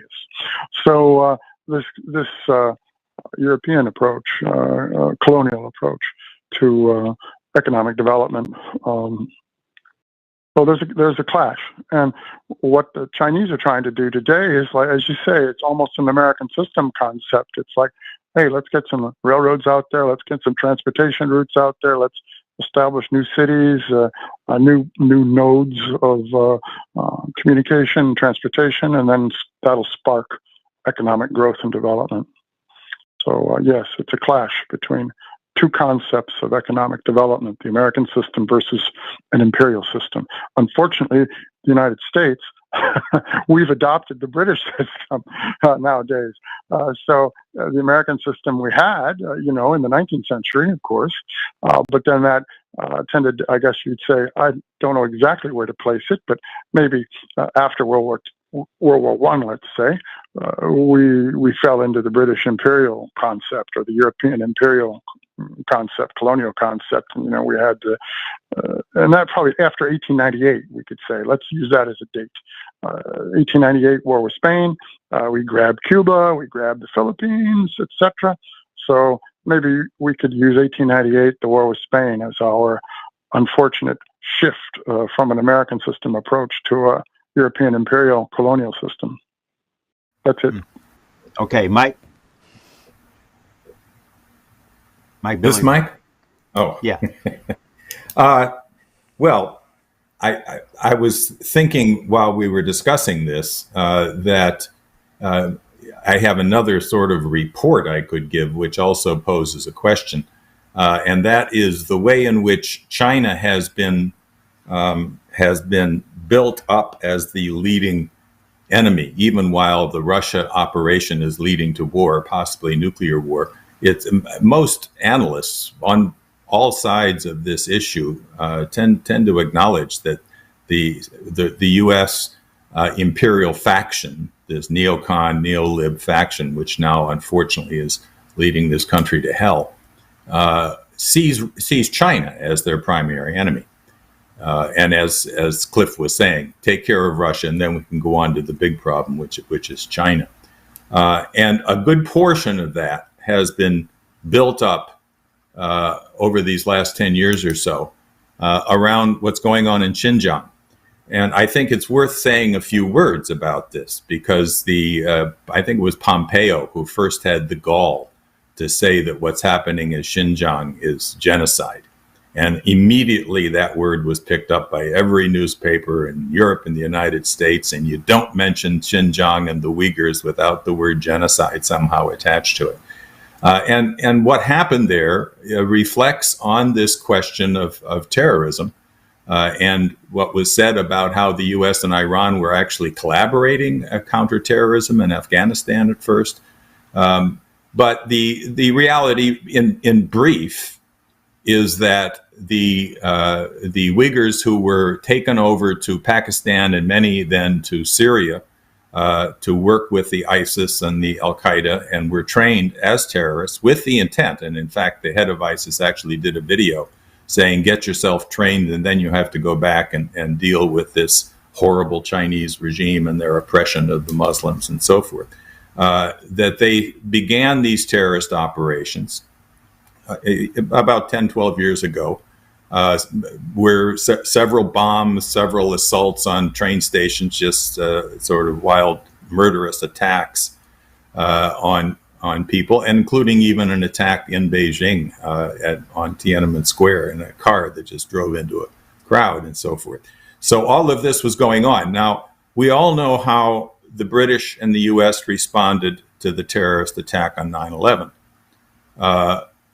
They made the decision that they henceforth had the right to go into any country that they simply declared somehow were opposed to us and were therefore part of this terrorist problem, and bomb them back into the Stone Age. And I think everybody knows that in doing so, even in Afghanistan and Iraq and Libya, that in doing so, they created far, far more terrorists than any that were there. In fact, in the case of Iraq and Libya and Syria, everybody knows these were governments that themselves were totally opposed to the terrorists, had kept them at bay, and therefore were the most advanced and most developed countries in the Middle East. How did the Chinese approach it? The Chinese did not bomb anybody in Xinjiang. They didn't want to kill people. They didn't want to drive people out of their homes. They identified the terrorist networks and went after them. Arrested them, killed many of them, and immediately began an education process. They immediately mobilized the young people through the mosques, and you might hear that they destroyed the mosques. They were denying religion. That's nonsense. The Chinese built literally dozens and dozens of new mosques, new beautiful mosques across Xinjiang, in collaboration with the Uyghur leaders. And through the mosques, organized educational systems, which then got turned into being, quote, concentration camps, where they moved young people who were being influenced partially by the poverty, because it was one of the most poorest areas of the whole of China, but also by the radical Islamists who were trying to recruit terrorists from the Uyghur population. So they were educated, they were trained in skills. They were given skills to get jobs. They were trained in the Chinese language. They weren't denied the use of the Uyghur language, but they were given access and trained in the Chinese language and in Chinese law. And after an average of about 8 months in these educational facilities, in which in fact they were allowed weekends at home and so forth, it was tightly regulated. But the idea that these were concentration camps is just one of the most disgusting lies of all the lies that have been used to justify these wars. And then they found jobs for these people. So you now have a situation in which Xi Jinping, who 8 years ago visited Xinjiang, this was when they were mobilizing the effort to counter the terrorism and recognizing that economic development was the fundamental issue to prevent the terrorists from gaining ground. So they launched huge efforts at developing mechanized agriculture in cotton and other kinds of foodstuffs, building high-speed rail connections. And of course, they recognized Xinjiang as the hub for the Belt and Road to reach out into Central Asia, the Middle East, and Europe. So just this last week, Xi Jinping made his second trip to Xinjiang after 8 years. He spent 4 days going throughout the county, the province, visiting schools, hospitals, factories, farms, and so forth, and basically declaring, I don't think they use these words, but basically declaring victory and identifying this as a hub for the expansion westward by China on the Belt and Road. And I don't know if Xi Jinping himself said this, but the coverage in the Global Times newspaper said that this Xinjiang became the hub to counter the blockade. I hadn't seen the use of this word blockade before, but if you think about it, if you total up the hundreds of sanctions that have been imposed on China, it's not as wildly radical as the insane sanctions against Russia, but it is a blockade. In fact, there's a law passed by the U.S. Congress that anything produced in Xinjiang by slave labor, because of course there's slave labor in Xinjiang, is banned from imports in the United States. So it is a form of a blockade. And again, they're using methods very much coherent with the way Dr. Kirakofe described diplomacy, development, as opposed to militarist responses to crises, which has proven to be enormously successful in China as a whole and in Xinjiang. Okay, very good. Now there's several questions, but I'm going to go back to you, Mike Robinson. And the question was actually a short one, but important to ask you in this context, which is, what does what you describe? You gave a picture, which was very much England.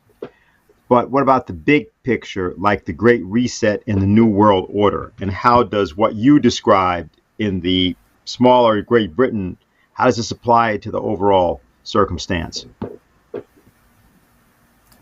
Oh well, that's a big question. But you know, what types of policies are we seeing expressed by the World Economic Forum and given the name Great Reset, the Green New Deal, and so on?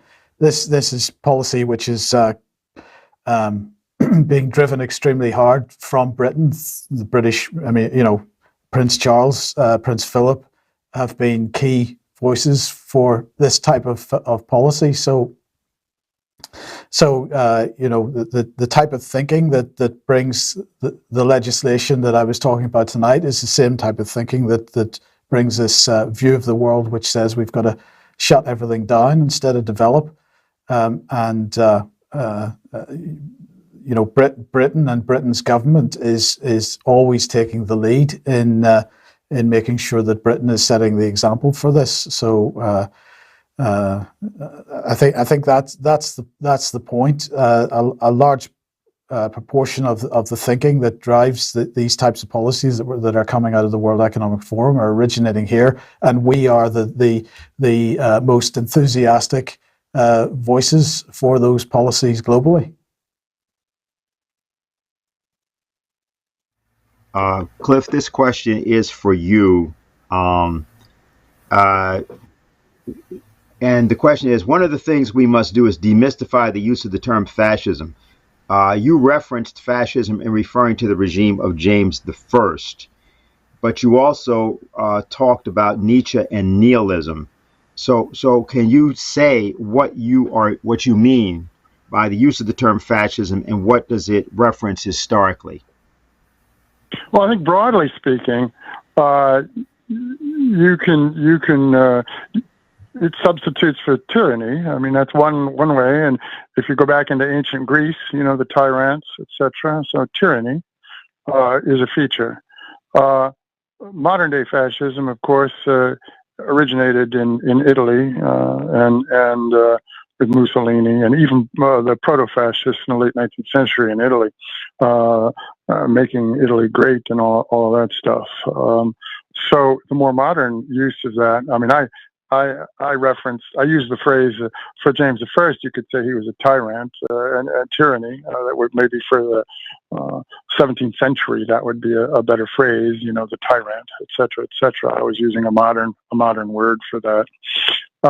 But what it amounts to is basically what Mike Robinson has been describing to us, which is this system of tyranny, and that system of tyranny.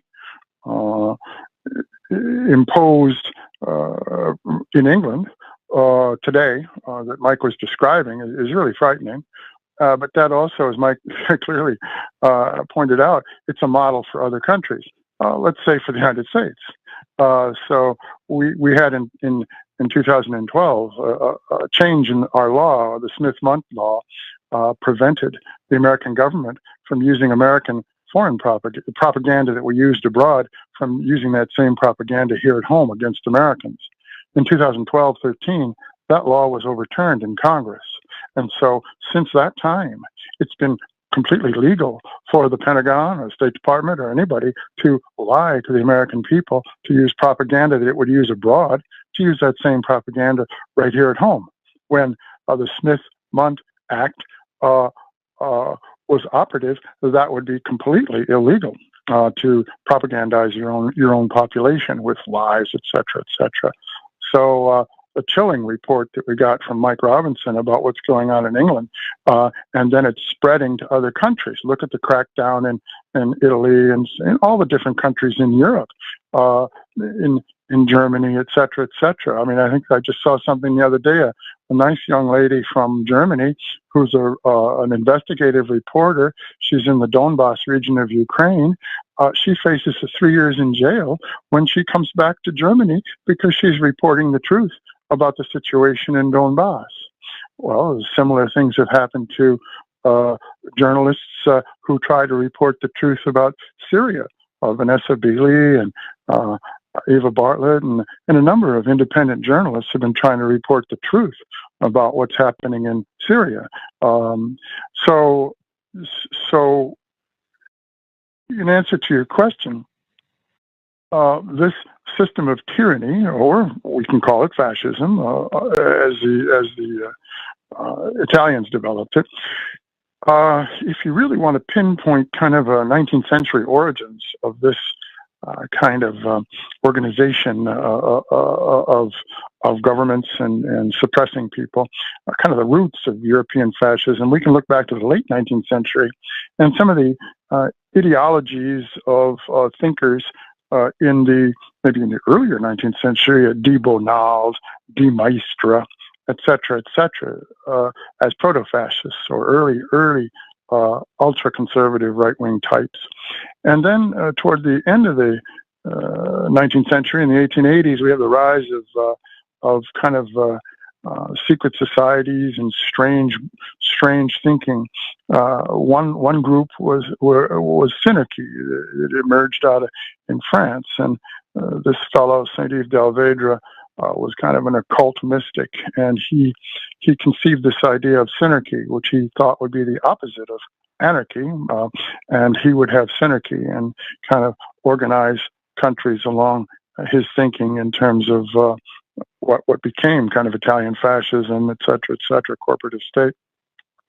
And actually, Saint Yves del Vedra's sort of mystical occult movement penetrated a number of the fraternal organizations in Europe, and it also linked to the Fabian Society through Annie Besant and the Theosophical Society.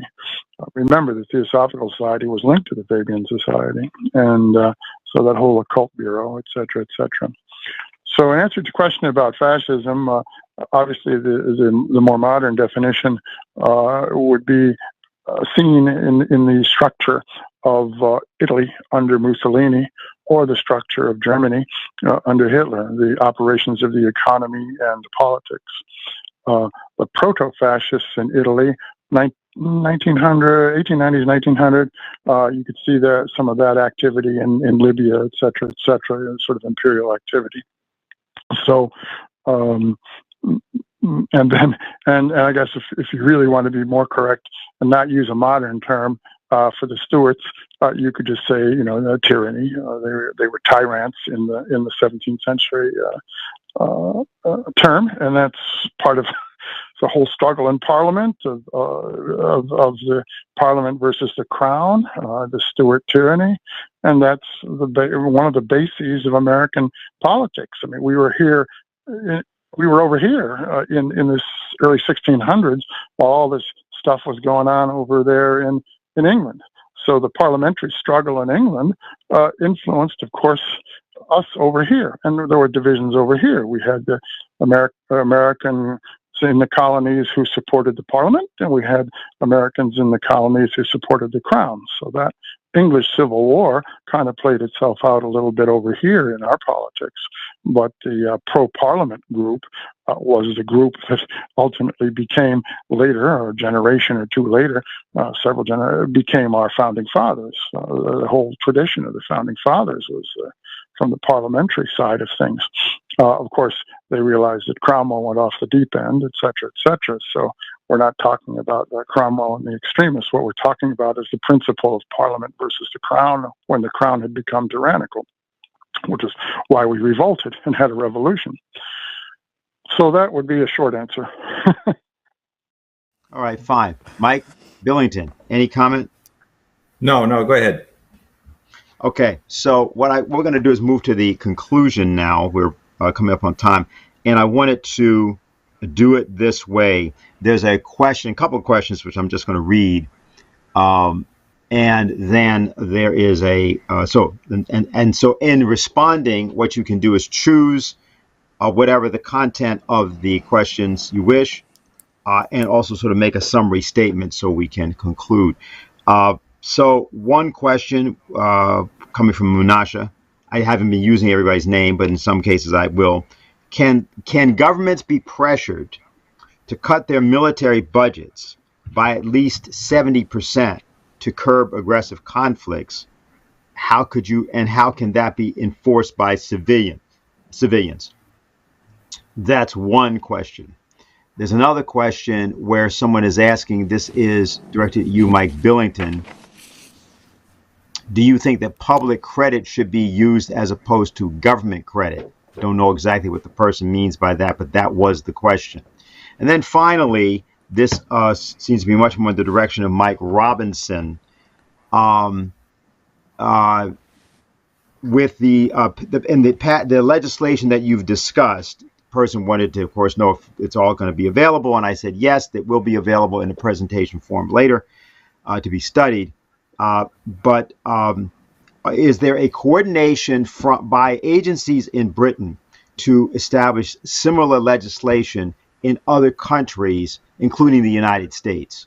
So that was sort of the direction of that question. So what I think I would just ask that people might do in the course of the answers, because you certainly wanted to make the observation about the petition on the New Bretton Woods. I think that's something that you could probably take up. Mike and Cliff, you were asked to take that up by somebody in another completely different question, which I don't want to read all these now, come up on time. But let's do it this way. Let's start with you, Mike Robinson, first, then go to you, Cliff, and then to you, Mike. I think that's probably the best way for us to sort of order things. So, Mike. Well, very briefly, can defence budgets be cut? Well, I think there's an absolutely huge pressure to do the opposite, not only from governments but from, of course, the defence contractors themselves. So that would require a significant effort from, in terms of political organisation to get that going. So I would suggest that's probably would be a good avenue for some effort. But on the question of whether Britain is pushing other countries to pursue these same types of policies and legislation, well, yes, is the answer briefly. And if we just take online safety bill, for example, the EU has their equivalent, but also individual countries, the Republic of Ireland, other European countries, Australia, New Zealand are pursuing their own legislative efforts to shut down counter narratives. In the United States, you have a constitutional restriction on that, which is not being ignored, whereas any constitutional restrictions in the UK or in Europe are. And so that has become just a function of the Department for Homeland Security, and we'll see how that develops. But the answer, very briefly, is yes. Britain is taking the lead on these issues and campaigning very, very hard, particularly through the G7, to have those types of policies implemented in other countries. Okay, very good. Cliff? Well, yeah, I agree with Mike Robinson's perspective that yes, indeed, cutting defense budgets would be excellent, but you have the legislative problem where the politicians are in bed with the military-industrial complex and in bed with finance capitalism, which pushes and loans money and is part of the military-industrial complex. So yes, defense budget should be cut. You could start with, say, 15% or 20%, as some progressives in the United States have argued. Well, sure, let's start with 10 or 15%, whatever. Can they be cut? Well, President Eisenhower cut the defense budget after the Korean War. So here's an example of former General Eisenhower, now President Eisenhower, cut the defense budget, which was in line with his concept of the problem of the military-industrial complex, the ever-expanding military-industrial complex that he fought against on European soil, the Nazi German military-industrial complex. So absolutely, I agree that the defense budget should be cut. We could start with 10 or 15%, but and maybe we'd have a few legislators in the House. Maybe you could get somebody in the Senate to go for that as a start, at least to raise the issue. So I think it's an excellent idea and an excellent question. As to the second question on the New Bretton Woods, let's just remember one key thing for President Franklin Roosevelt when he organized the Bretton Woods Conference. Back then, the key concept that Roosevelt had was countries around the world would come together at this conference. So we have sovereign states sending their ambassadors and technical people to the conference. So the idea was that sovereign states would have a monetary conference like Bretton Woods and would agree on exchange rates and fix them. So they would, through economic diplomacy, would agree on fixed exchange rates. So, and this is in 1944, before the World War II was over, because President Roosevelt anticipated economic chaos after World War II. So here we go in 44 at Bretton Woods to organize the post-war international monetary situation and other aspects of global architecture, economic architecture. But the monetary system, the key principle to remember is that sovereign states would determine through economic diplomacy the exchange rates and fix them. This is completely opposite to the 1970s, where you have the Milton Friedman idea of floating exchange rates. even floating exchange rates within a band. Those are determined by the banks and the financial community, which is opposite the first that I mentioned, the first concept of Roosevelt, that sovereign states would fix the exchange rates through economic diplomacy at a conference. We take a look at the U.S. Constitution. Our money clause in the Constitution provides that Congress shall coin money and regulate the value thereof and of foreign coin. That means that Congress has the people, which represents the American people. Congress has a responsibility to maintain our own monetary system here in the United States, as well as to participate in regulating foreign currencies, foreign money. So, in essence, we have the struggle between sovereign states through economic diplomacy, fixing exchange rates, versus the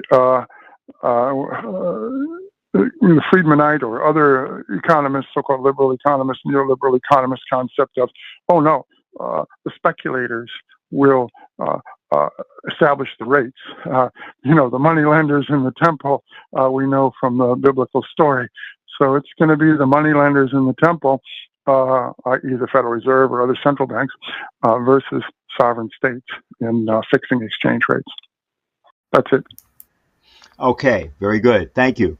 Mike, Billington. Yeah, thanks. Whoever sent in the question to me about public credit and government credit, if you write to me and explain more of what you mean, I'll answer. But let me add to the first issue about cutting defense budgets.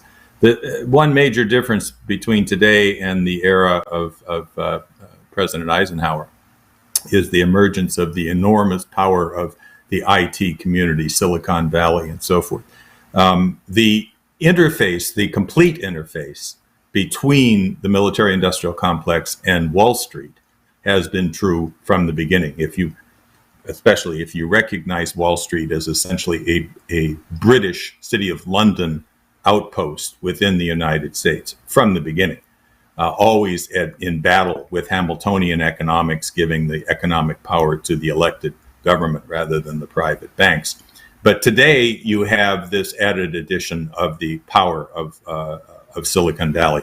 And if you haven't already, I encourage you to go to EIR, the website, which is LaRouchePub.com, and look up the articles about one Peter Thiel, whose Palantir company has become the IT company for the military-industrial complex, and the interface of he and his ideological cohorts around the world in creating what they literally promote as the destruction of the current economic and social situation in order to bring about their view of IT nirvana, I guess you could call it.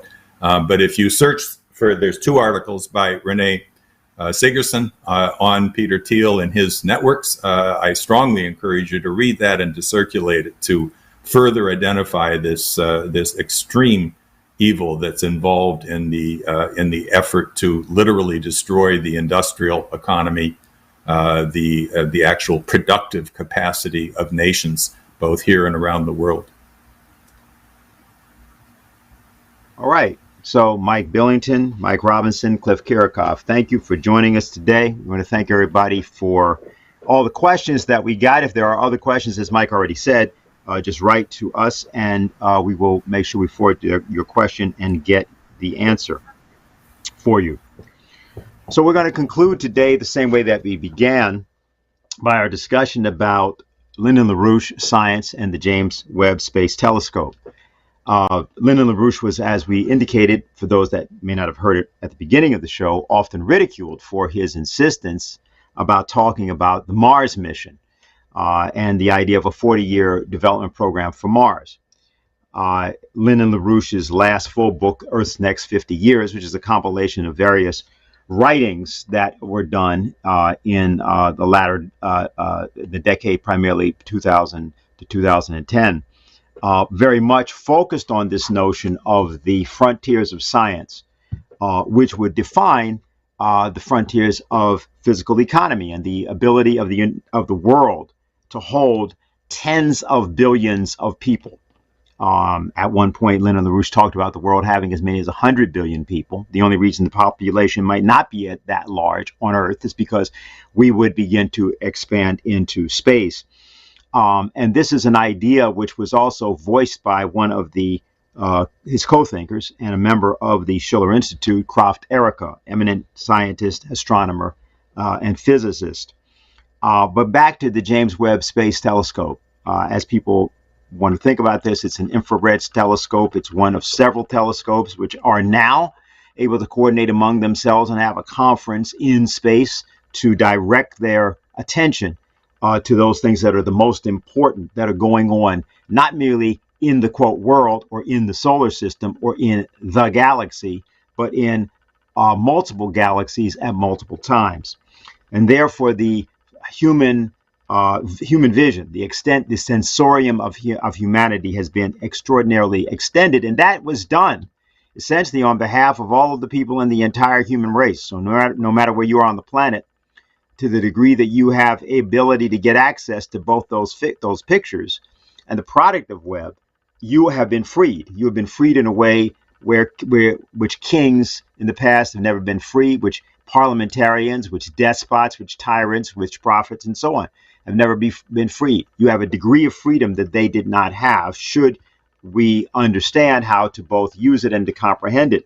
To that extent, we want to just point out one article which was done, I think, by Live Science, and it was called James Webb Space Telescope's Dual-Fueled Photo is Stunning. But what are we even looking at here? Can we show that on the screen? Yes, and we need also the photo that was the first of the images that was shown. But on the other hand, we can also think about it in terms of all of the 5 images that were shown from space. There's a quote in that article.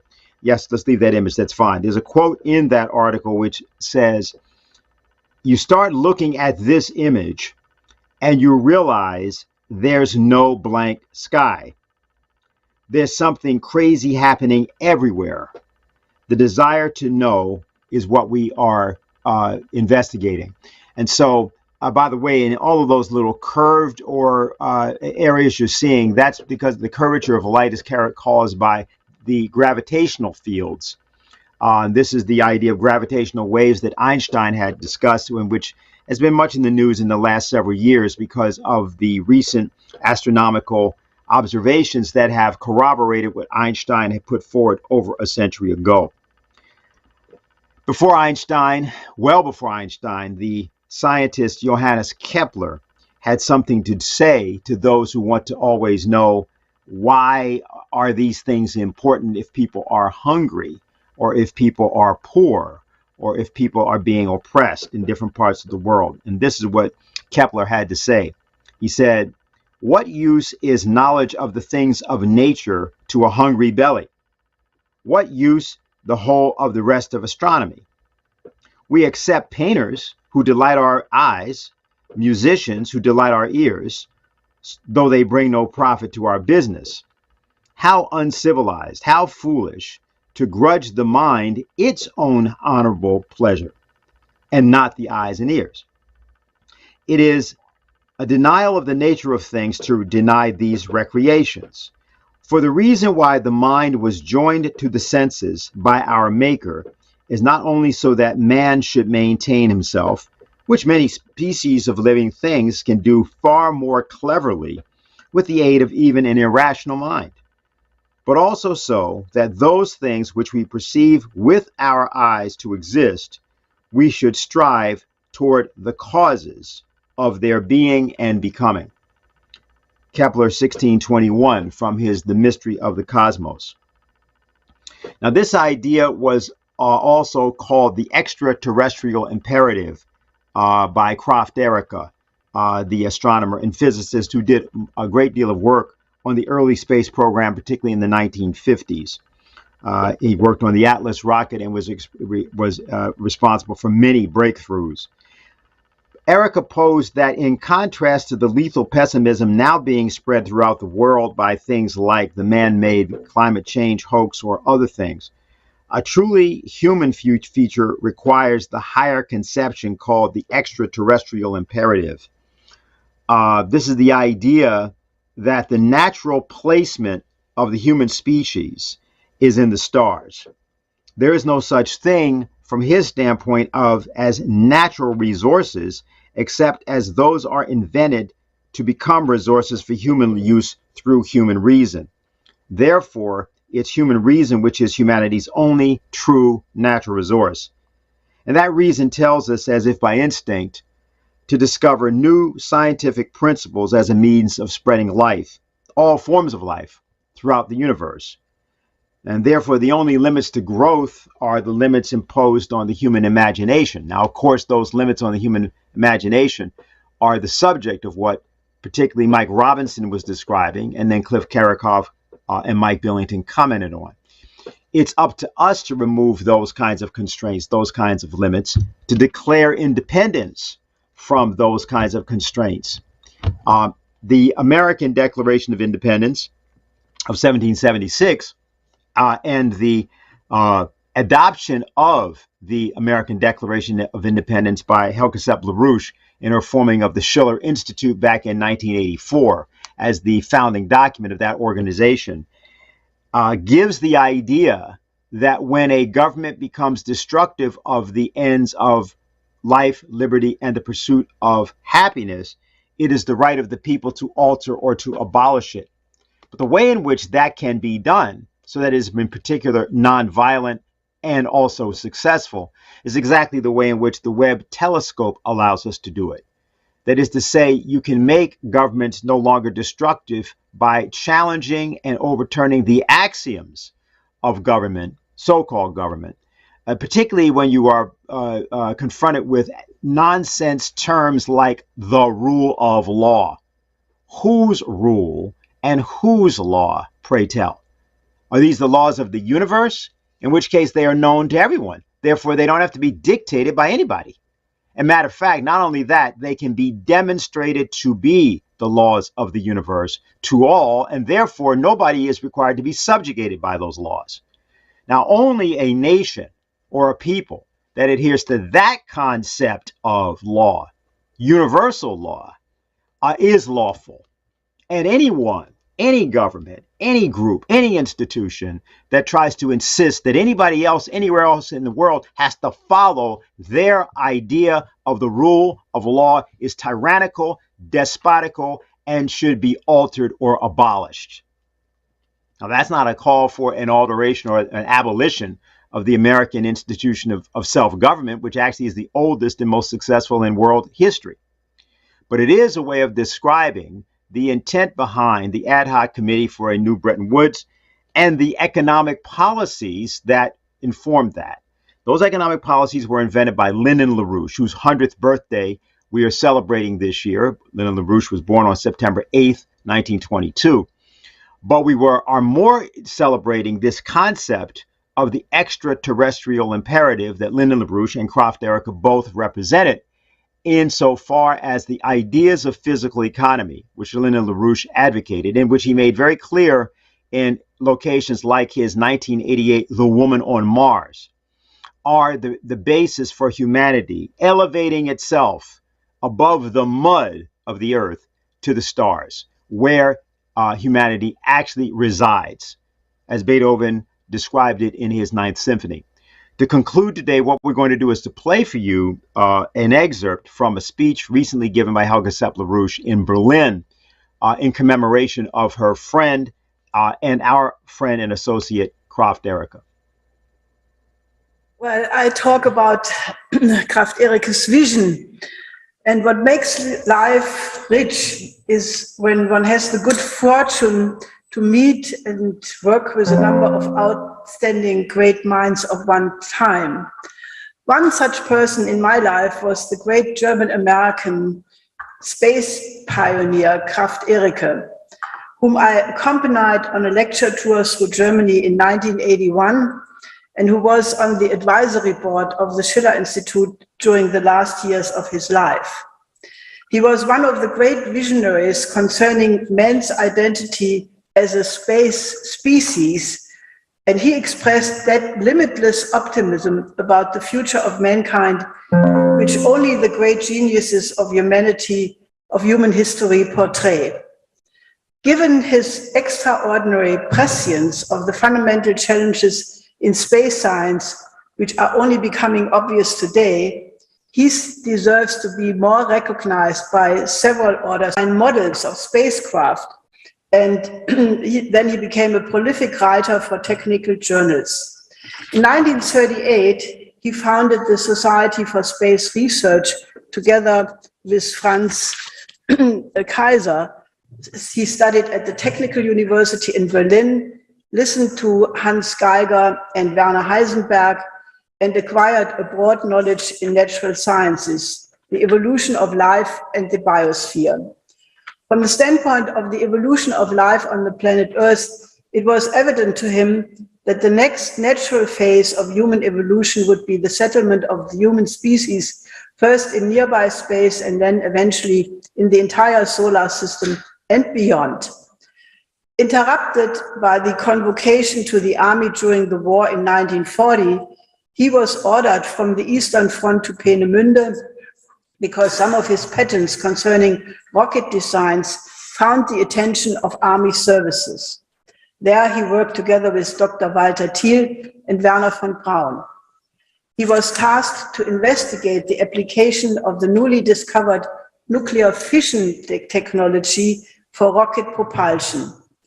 After the war, he was one of the German scientists who moved per the initial Operation Paperclip to the US, where he worked with rocket specialists, first in Fort Bliss in New Mexico, then in Huntsville, Alabama. There he became the chief of the Department for Gas Dynamics before moving to the private aviation firm Bell Aircraft. Later, he worked for General Dynamics. Kraft developed a number of applications for the Atlas rocket. His most revolutionary technical development was the Centaur rocket, an upper stage, the first hydrogen-fueled vehicle, for which he earned the nickname Father of the Centaur rocket. This energetic addition to any other rocket opened up the solar system to mankind, and it has carried everything from unmanned surveyor craft to the manned Apollo mission to Moon, from the Mariner missions to Mars to the Voyager spacecraft. In 1957, Kraft published the, quote, Anthropology of Astronautics, which pointed to the extraordinary significance of space research and travel for the sense of identity of the human species, and therefore as a concept to find solutions to seemingly unsolvable problems in the political and strategic situation. He wrote, "The concept of space travel carries with it enormous impact because it challenges man on all fronts of his physical and spiritual existence. The idea of traveling to other celestial bodies reflects to the highest degree the independence and agility of the human mind. It lends ultimate dignity to man's technical and scientific endeavors. Above all, it touches on the philosophy of his very existence. As a result, the concept of space travel disregards national borders, refuses to recognize differences of historical or ethnological origin, and penetrates the fiber of the one sociological or political greed as fast as that of the next. As a technical concept, astronautics is all-embracing and more revolutionary than anything conceived so far, including even atomic technology. As a scientific concept, it is bound to stimulate and rejuvenate practically all fields of astronomy to zoology. Its sociological and political implications are such that future generations may well describe as cautious even the boldest predictions of our time. Because of this, space travel holds perhaps the greatest general appeal for our complex and divided world. It seems to promise less immediate material gains than atomic technology.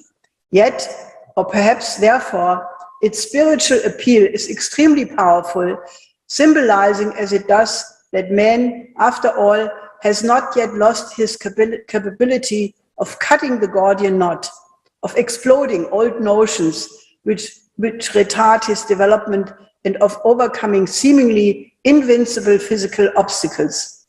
If it can be done here, it can eventually also be done in other segments of our life today, where man seems to be hopelessly and perpetually deadlocked.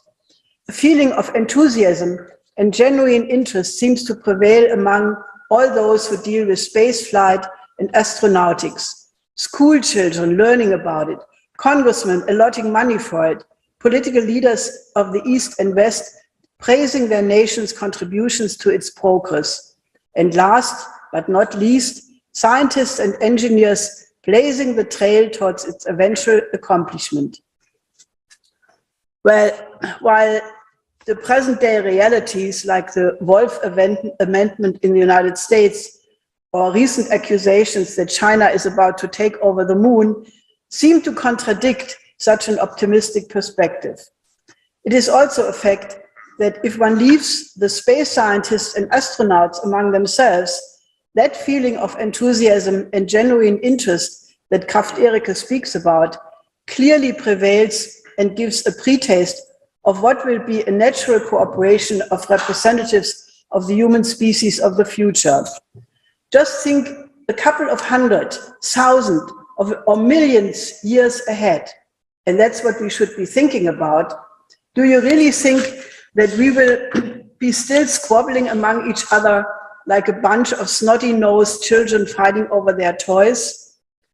This is why the lofty principles laid out by Kraft-Erike are a useful reminder that humanity is the unique species capable of reason, and out of that follows the ability to again and again come up with solutions which are on a higher level than that on which the problems arose. So he stated beautifully in what he called the 3 fundamental laws of astronautics. First law: nobody and nothing under natural laws of the universe impose any limitation on man except man himself. Second law: not only the Earth, but the entire solar system and as much of the universe as he can reach under the laws of nature are man's rightful field of activity.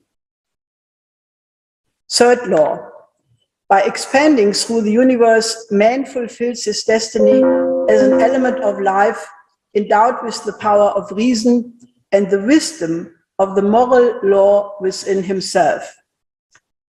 He calls the first law a declaration of independence from uncritically accepted conditions, from a past and principally different pre-technological world clinging to humanity. And he explicitly cites the US Declaration of Independence, which represented the rejection of empire for the sake of republic, as a proof that such an axiomatic break with a flawed thinking is actually possible. The way Kraft situated the third law, in that space operations have an anthropological character, puts him in total cohesion with the tradition of the Platonic humanist tradition of Nikolaus of Kues, Johannes Kepler, Gottfried Wilhelm Leibniz, and Vladimir Vernadsky. Namely, that the idea of the inner cohesion of the laws of the macrocosm and the microcosm, and the increasing dominance of the noosphere over the biosphere. The fact that man is the only source of intelligent life known to us so far, Kraft says, gives him, quote, the right to expand, to develop, and to enrich the foundations of his existence to the limits of his capability. And it is the continued problem solving of living elsewhere in the solar system or even in interstellar space that gives spaceflight its ultimate anthropological meaning. While it is totally normal today to talk about lunar industrialization, he was one of the most original and far-sighted pioneers in this endeavor. In the development of the moon, he saw the first step of the extraterrestrialization of mankind, which will change and develop mankind to a more advanced stage. He describes how on Earth the biosphere came first, and then through evolution, mankind developed. On the moon, it will be reversed. Man will arrive first, and only then the conditions are created for life to exist there. This was beautifully demonstrated by China's Chang'e 4 lunar lander mission, which got the first plant to ever germinate and sprout on another world, inaugurating a new era for life in space. Kraft regarded the moon as the seventh continent of Earth, and in the 1970s, he elaborated a detailed study for the industrialization of the moon in 5 phases.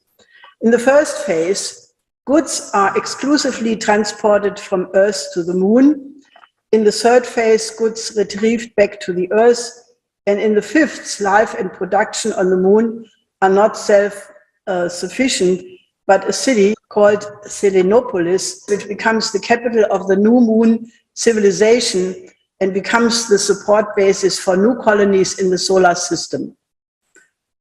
This picture shows the energy supply for the city coming from a tokamak fusion reactor. The design of the city is expandable, so it can grow with the increase of the population and its activities. The canopies go from 500 meters up to several kilometers. There you see actually children skating on ice. So Kraft anticipated that the different climates on Earth will be recreated: cold winters, warm agricultural areas, dry or subtropical climates. In the first phase of industrialization, the energy source would be the high temperature reactor, followed by thermonuclear fusion. He proposed to use the first generation deuterium-tritium fusion reactors to breed the rare isotope helium-3 in order to realize the technologically more challenging deuterium-helium fusion, one that could reach a higher energy efficiency. He could not yet know that on the moon there are significant amounts of helium-3 and that Chinese space scientists are planning to import this back to the Earth in order to fuel fusion reactors here. After Kraft-Ericke had died on December 11, 1984, the Los Angeles Times wrote about him that he had fascinated many audiences when he was featured in TV or radio programs talking about building swimming pools on the moon despite the low gravity, or about interstellar spaceships that could make our galaxy the backyard of mankind. For Kraft, the goal was not a village on the moon, nor even a city on Mars. Rather, he thought in terms of the long-range aspect of interstellar exploration of the universe. In an unpublished book, he considers relativistic interstellar flight, investigating Einstein's special and general relativity. Given the fact that recently the proof was found that Einstein's assumptions about gravitational waves are correct, and his theory that in the center of every galaxy there are black holes, this means it is proven that we are living in a relativistic universe. What that will mean for the possibility of interstellar space travel, and possibly even beyond, is mind-boggling. But it is exactly this kind of bold thinking in hypothesis, as outlandish and bold as it may appear to be at the time, which is characteristic of the human species and which separates us from all other living creatures known so far. Once again, Kraft's far ahead and unblocked thinking should be an inspiration. Naturally, from this standpoint of limitless perfectibility of human creativity in an anti-entropically developing universe, Kraft recognized the terrible implication of the emerging zero-growth ideology as it appeared in the beginning of the 1970s with the Club of Rome and the resulting green ecology movement. He recognized the intellectual fraud of Meadows and Forrester, who in their book Limits to Growth had completely left out the role of science and technology in the definition of what a resource is, and pointed to the qualitative difference between propagation and growth, a differentiation which has completely disappeared for the green movement today. Kraft stated, for them, the environment of life of man is a closed system, limited to Earth. Not for me. The field of activity of man is today as little a closed sphere as it was a flat disk earlier. The report, Global 2000, is a warmed-up version of the same nonsense, contains obvious misinformation and misjudges as its notorious predecessor, the human ability for limitless growth. Growth is, in contrast to mere propagation, an increase in knowledge, wisdom, and capacity to grow in a new way. For Kraft-Erike, the idea of space travel was the most logical and lofty consequence of the ideal of the Renaissance, which put man in the context and in an active context with the cosmos, building on the most noble traditions of the ancient classics. He showed the way how by lifting the eyes to the star and by working to make them the home of humanity, man can realize both his innate dignity and the age of reason. Last slide, please. Yeah. In the year following Kraft-Erike's death, the Schiller Institute held a memorial in his honor. It would be wonderful if the international space community would do it again.